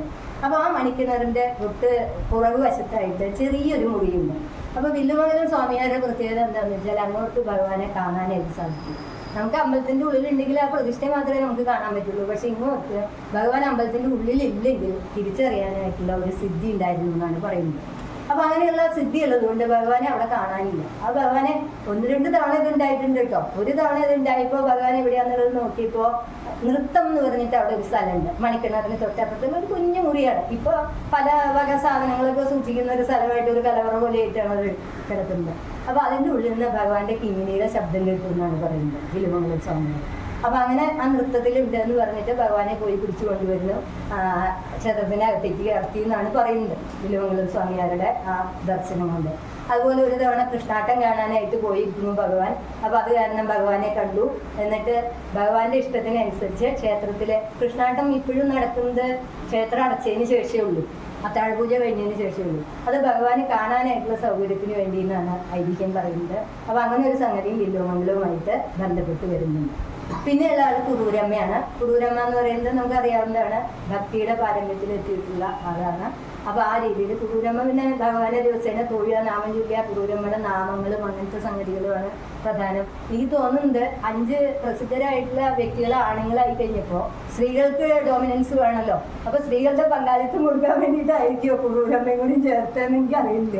എന്തായാലും കുറൂരമ്മയുടെ ഇല്ലൊക്കെ ഉണ്ട്. വേലൂര് കുറൂരമ്മയുടെ ഇല്ലമുണ്ട്. അതുപോലെ കുറൂരമ്മ കല്യാണം കഴിച്ച് പോയിട്ടുള്ള സ്ഥലമുണ്ട് എന്ന് പറയുന്നു. അപ്പൊ അങ്ങനെ ഭക്തി, വിഭക്തി, മുക്തി, ശക്തി ഇങ്ങനെ പലതിൻ്റെയും പ്രതീകങ്ങളായിട്ടാണ് നമ്മൾ ഈ 5 പ്രധാനപ്പെട്ട ആളുകളിൽ പറയുന്നത്. പിന്നെ ഞാൻ നേരത്തെ പറഞ്ഞല്ലോ വള്ളത്തോളിൻ്റെ ഒരു കവിതയെക്കുറിച്ച്. അതിനെക്കുറിച്ച് നിങ്ങളോടൊന്നും പറയാണ്ട് എനിക്ക് നിർത്തിയില്ല. അതായത് ദീപാരാധന സമയത്ത് വള്ളത്തോളിൻ്റെ ഒരു കവിത ഞാനൊക്കെ പഠിക്കുന്ന സമയത്ത് കേട്ടിട്ട് സന്തോഷിച്ചിട്ടുള്ള കവിതയാണത്. നിങ്ങളും കേട്ടിട്ടുണ്ടായിരിക്കും. ശ്രീകോവിൽ നടയത തുറന്നു പുതിയൊരു ലോകമിതേതോ ഹന്ത ശോഭനം തേജോമയം എന്ന് പറഞ്ഞിട്ട്. അത് ദീപാരാധന സമയത്ത് ഭഗവാന്റെ ഭംഗിയാണ് വർണ്ണിക്കുന്നത്. അപ്പോൾ ഈ ഗുരുവായൂർ ക്ഷേത്രം അല്ലെങ്കിൽ ഭഗവാൻ അവിടെ ഉള്ളത് കൊണ്ട് സാഹിത്യരചന നടത്തുന്നവർക്ക് ഒരുപാട് ഗുണങ്ങൾ കിട്ടിയിട്ടുണ്ട്. ഒരുപാട് സാഹിത്യ കൃതികൾ അതിനെക്കുറിച്ച് എഴുതിയിട്ടുണ്ട് എന്ന് നമുക്ക് ധൈര്യപൂർവ്വം പറയാവുന്ന കാര്യമാണ്. പിന്നെ ഇനി ഞാൻ ബാക്കി KP നാരായണ പിഷാരടി മാഷ്, പണ്ഡിറ്റ് P ഗോപാലൻ നായർ, അതുപോലെ എന്താ പറയുക നമ്മുടെ ഓട്ടൂർ ഉണ്ണി നമ്പൂരിപ്പാട്, ഇങ്ങനെ പല പ്രമുഖരും ഉണ്ട്. ഞാൻ വളരെ വിസ്തരിച്ച പുസ്തകത്തിൽ പറഞ്ഞിട്ടുണ്ടെങ്കിൽ എല്ലാം കൂടി ഞാൻ പറയുന്നില്ല, എൻ്റെ ശബ്ദം അടഞ്ഞു തുടങ്ങി. ഞാൻ പറയുന്നില്ല, ഞാൻ സന്തോഷത്തിലൊക്കെ ഒന്ന് പറയുന്നേ ഉള്ളൂ. അപ്പൊ അങ്ങനെ കുറെ പേരും കൂടി ഗുരുവായൂരിനെ ബേസ് ചെയ്ത് പ്രശസ്തിയിലെത്തിയിട്ടുള്ള പ്രസക്തരായിട്ടുള്ള ഒരുപാട് പേരും കൂടി ഉണ്ട്. അവരുടെയൊക്കെ സംഭാവനകൾ, ശ്യാമസുന്ദരൻ പോലെയുള്ള കൃതികളൊക്കെ ഓട്ടൂര് ഭഗവാനെ കുറിച്ച് വർണ്ണിച്ചിട്ടുള്ളതാണ് പറയുന്നത്. പിന്നെ ഗുരുവായൂരിനെ ഇപ്പോൾ പണ്ട് ഗുരുവായൂർ തൃക്കണ്ണാമംഗലത്തിന്റെ കീഴടമായിരുന്നുവെങ്കിൽ ഇന്ന് ഗുരുവായൂരിന് സ്വന്തമായിട്ട് 12 കീഴടം ക്ഷേത്രങ്ങളുണ്ട്, വലിയ നിലയിലെത്തി. പിന്നെ വേങ്ങാടും കക്കാടും ഗോകുലങ്ങളുണ്ട്. അതായത് ആനകളെ മാത്രമല്ല സംരക്ഷിക്കുന്നത്, ഗോകുലത്തില് പശുക്കളെ സംരക്ഷിക്കുന്നുണ്ട്. ഈ കക്കാട് ഗോകുലത്തിൽ നിന്നുള്ള ഗോശാലയിൽ നിന്നുള്ള പാല് കൊണ്ടുവന്നിട്ടാണ് ഭഗവാന്റെ ഇതില് എന്താ പറയാ ശ്രീകോവിലില് ഭഗവാനുള്ള കക്കാടും ഉണ്ട് കാവീടും 2 സ്ഥലത്തുണ്ട്. 2 സ്ഥലത്തുണ്ട്, കാവീടും ഉണ്ട്. പിന്നെ അതുപോലെ വേങ്ങാടുണ്ട്. വേങ്ങാടാണ് കുറച്ചുകൂടി വിസ്തരിച്ചുള്ളത്. കക്കാട് ഒരു ഗണപതി ക്ഷേത്രം ഉണ്ട്. ആ ഗണപതി ക്ഷേത്രത്തിൽ അവിടെ ഇപ്പോൾ ജ്യോതിഷ പഠന ക്ലാസ്സുകളൊക്കെ നടക്കുന്നുണ്ട്. അപ്പൊ അങ്ങനെ ഈ ഭഗവാന് വേണ്ട പശുക്കൾ പാല് കൊണ്ടുവന്ന് ഉപയോഗിക്കുന്നതും ഈ സ്വന്തമായിട്ടുള്ള ഒന്നാണ്. പിന്നെ വേറൊരു സാഹിത്യവുമായി ബന്ധപ്പെട്ടിട്ടുള്ള ഒരു കാര്യം കൂടി പറയാം. അതായത് ഭഗവാന്റെ മുന്നിൽ കിഴക്കേ നടയിൽ നിങ്ങളൊരു ദീപസ്തംഭം കണ്ടിട്ടുണ്ടായിരിക്കും. 1909 ആ ദീപസ്തംഭം സ്ഥാപിച്ചത്. അതായത് കോന്തിമേനോൻ കാര്യസ്ഥനായിരിക്കുമ്പോഴാണ്. ആ ദീപസ്തംഭത്തിന്റെ പ്രത്യേകത എന്താണെന്ന് വെച്ചാൽ അതിന്റെ ഡയമെൻഷനൊക്കെ ഉണ്ട്. അതൊക്കെ ഞാൻ പുസ്തകത്തിൽ പറഞ്ഞിട്ട് അതിലേക്കൊന്നും ഞാൻ പോകുന്നില്ല. അതിലെനിക്ക് വളരെ രസകരമായി തോന്നിയ കാര്യം എന്താണെന്ന് വെച്ചാൽ 327 തിരികളിട്ട് കത്തിക്കാം ആ ദീപസ്തംഭത്തിൽ. അന്ന് ഈ സാഹിത്യത്തിൽ വളരെ താല്പര്യമുള്ള കുഞ്ഞിക്കുട്ടൻ തമ്പുരാനെ പോലെയും വള്ളത്തോളിനെ പോലെയും ഒക്കെ പ്രാധാന്യമുള്ള ആളുകളൊക്കെ ഈ ദീപസ്തംഭം സ്ഥാപിക്കുന്നതിൻ്റെ ആ സന്ദർഭത്തിൽ അവിടെ ഉണ്ട്. 327 കവിതകൾ ആ ദീപസ്തംഭത്തിനെ കുറിച്ച് എഴുതിയിട്ടുണ്ട്. അതൊരു ദീപസ്തംഭം എന്ന് പറഞ്ഞ പുസ്തകം തന്നെ ഇറക്കിയിട്ടുണ്ട്. ഞാൻ ആ കവിതകളൊക്കെ വായിച്ചു. പക്ഷെ ചിലത് സംസ്കൃത കവിതകളും ചിലത് മലയാളം കവിതകളുമാണ്. അപ്പോൾ 326 കവിതകൾ വന്നു. ചിലർ അവിടെ വന്ന് ആ ദീപസ്തംഭം സ്ഥാപിക്കുന്ന സമയത്ത് ചൊല്ലി കേൾപ്പിച്ചു എന്ന് പറയുന്നു. ചിലർ എഴുതി അയച്ചു. എന്തായാലും അത് പുസ്തക രൂപത്തിലായി. അവസാനം കുണ്ടൂർ നാരായണ മേനോൻ 327 തട്ടുകളുണ്ടല്ലോ, അല്ല തിരികളുണ്ടല്ലോ, അപ്പോൾ അത് കാരണം എൻ്റെ വക ഒരെണ്ണം കൂടി ഇരിക്കട്ടെ എന്ന് പറഞ്ഞിട്ട് 327 കൊടുത്തു എന്നാണ് പറയുന്നത്. അപ്പോൾ അതാണ് ആ ദീപസ്തംഭത്തിൻ്റെ ചരിത്രം എന്ന് പറയുന്നത്. 1909 സ്ഥാപിച്ചതാണ്. പിന്നെ നമ്മുടെ കലാമണ്ഡലവുമായിട്ട് ചെറിയൊരു ബന്ധം ഗുരുവായൂരിലുണ്ട്. അതായത് കക്കാടായിരുന്നു ആദ്യം ഇതുണ്ടായിരുന്നത്. അത് കലാമണ്ഡലത്തിൻ്റെ പ്രവർത്തനങ്ങൾ നടന്നിരുന്നത്. അവിടെ സ്ഥലപരിമിതിയും കാര്യങ്ങളൊന്നും കാരണം പിന്നെ ഇവിടെ ഉള്ളനാട്ട് പണിക്കരുടെ ഈ സ്ഥലം ഉണ്ടല്ലോ കിഴക്കേ നടക്കിൽ, ഇപ്പോൾ വൈജയന്തി ബിൽഡിംഗ് നിൽക്കുന്ന ആ സ്ഥലത്തായിരുന്നു പിന്നീട് കലാമണ്ഡലത്തിൻ്റെ പ്രവർത്തനം കുറച്ച് നാളെ. ഇപ്പം നമ്മൾ പറയുന്ന കലാമണ്ഡലത്തിൻ്റെ രൂപമായിട്ടില്ല എന്ന്, എന്നാലും അതിൻ്റെ പ്രിലിമിനറി ആയിട്ടുള്ള പ്രവർത്തനങ്ങൾ പലതും അവിടെ വെച്ചിട്ട് നടന്നതായി പറയാം. അപ്പോൾ അങ്ങനെ ഗുരുവായൂരുമായിട്ടും കലാമണ്ഡലത്തിന് ബന്ധമുണ്ട് എന്ന് പറയാം. പിന്നെ പറയാന്ന് വെച്ചാൽ ഗുരുവായൂർ കേശവൻ എന്ന് പറഞ്ഞിട്ടുള്ള സിനിമ, ഗുരുവായൂർ കേശവനെ പോലെയുള്ള ഒരു ആനയെ ഇത്രയും കാര്യമായിട്ട് ആദരിക്കുക എന്ന് പറയുന്നത് വേറെ എവിടെ ഉണ്ടാവില്ല. അത് ഗുരുവായൂരിൻ്റെ ചരിത്രത്തിൽ തന്നെ പറയാനായിട്ടുള്ളൂ. പിന്നെ വേറൊരു പ്രധാനപ്പെട്ട കാര്യമാണ് ഹിന്ദുമത സമ്മേളനങ്ങൾ. ഈ ഹിന്ദുമത സമ്മേളനങ്ങൾ എന്ന് പറയുന്നത് വെറുതെ മതത്തിനെ ബേസ് ചെയ്തിട്ട് എന്നുള്ളതല്ല. അതിൽ നമ്മുടെ വേദാന്തം, ഉപനിഷത്ത്, വേദങ്ങൾ, ചരിത്രം, അങ്ങനെ പല കാര്യങ്ങളും അന്നത്തെ പണ്ഡിതന്മാർ മുഴുവൻ വന്നിരുന്ന വേദിയായിരുന്നു. അത് 1949 മുതൽ 63 വരെ ഞാനൊരു വലിയ അധ്യായമായിട്ടാണ് എൻ്റെ പുസ്തകത്തിൽ കൊടുത്തിട്ടുള്ളത്. നമ്മുടെ പുത്തേഴത്ത് രാമേന്ദ്രൊക്കെയായിരുന്നു അതിൻ്റെ. തൃശ്ശൂരത്തെ ആളാണല്ലോ, ഗുരുവായൂരുമായി ബന്ധപ്പെടുത്തി പറയുമ്പോൾ നമുക്ക് ധൈര്യമായിട്ട് പറയാം. പുത്തേഴത്തൊക്കെയാണ് അതിൻ്റെ മാസ്റ്റർ ബ്രെയിൻ എന്ന് പറയില്ലേ, അങ്ങനെ ഉണ്ടായിരുന്ന ആൾ. ആ ഹിന്ദുമത സമ്മേളനങ്ങൾ എന്ന് പറയുന്ന ആ സംഗതിയുടെ വിശദാംശങ്ങൾ നമുക്ക് വായിച്ചാൽ നമുക്ക് ഒരുപാട് ഇൻഫർമേഷൻ നമുക്ക് കിട്ടും. നമുക്ക് എന്താണ് ഈ സമ്മേളനങ്ങളുടെ ലക്ഷ്യം, അല്ലെങ്കിൽ സമ്മേളനം കൊണ്ട് എന്തൊക്കെ നേട്ടമുണ്ടായി എന്നുള്ളത് ശരിക്കും നമ്മളെ വളരെ സന്തോഷിപ്പിക്കുന്ന ഒരു കാര്യം തന്നെയാണ് ആ ഹിന്ദുമത സമ്മേളനങ്ങൾ. അതാണ് പിന്നെ ഗുരുവായൂരും തൃശ്ശൂരുമായിട്ടുള്ള ഒരു ബന്ധം എന്ന് പറയുന്നത്. ഇപ്പോൾ എന്ന് പറഞ്ഞ ഗുരുവായൂരിനെ സംബന്ധിച്ച് Guruvayur multi level car parking ഒക്കെ വന്നു, ഡോർമെട്രി വന്നു, മാലിന്യ പ്ലാന്റ് സ്ഥാപിച്ചു. അങ്ങനെയൊക്കെ ആയിട്ട് ഗുരുവായൂരിന് ഒരു മോഡേൺ മുഖം വന്നുകൊണ്ടിരിക്കുകയാണ്. അത് സെൻട്രൽ ഗവൺമെൻറ്റിൻ്റെ സഹായത്തോടു കൂടിയാണ് അവിടുത്തെ മൾട്ടി ലെവൽ കാർ പാർക്കിംഗ് തുടങ്ങിയത്. അതുപോലെ ഇനി പലതും ഇങ്ങനെ തുടങ്ങിക്കൊണ്ടിരിക്കുന്നു. അപ്പോൾ അതാണ് ഇനി വരാൻ പോകുന്ന ഗുരുവായൂർ എന്ന് പറയുന്നത്. ഇതാണ് ഞാൻ അറിയുന്ന ഗുരുവായൂർ. തൃശ്ശൂരും ഗുരുവായൂരുമായിട്ട് എനിക്ക് ഇപ്പോൾ കിട്ടിയിട്ടുള്ള ബന്ധവും ഇതാണ്. ഇനിയും മിക്കവാറും തൃശ്ശൂരിനെ കുറിച്ച് തപ്പലുകൾ നടത്തുമ്പോൾ ഗുരുവായൂരുമായിട്ടുള്ള ബന്ധവും ഗുരുവായൂരിൻ്റെ തൃശ്ശൂരുമായിട്ടുള്ള ബന്ധവും കിട്ടും എന്നുള്ള ആ ഒരു പ്രതീക്ഷയോടുകൂടി എല്ലാവർക്കും നന്ദി.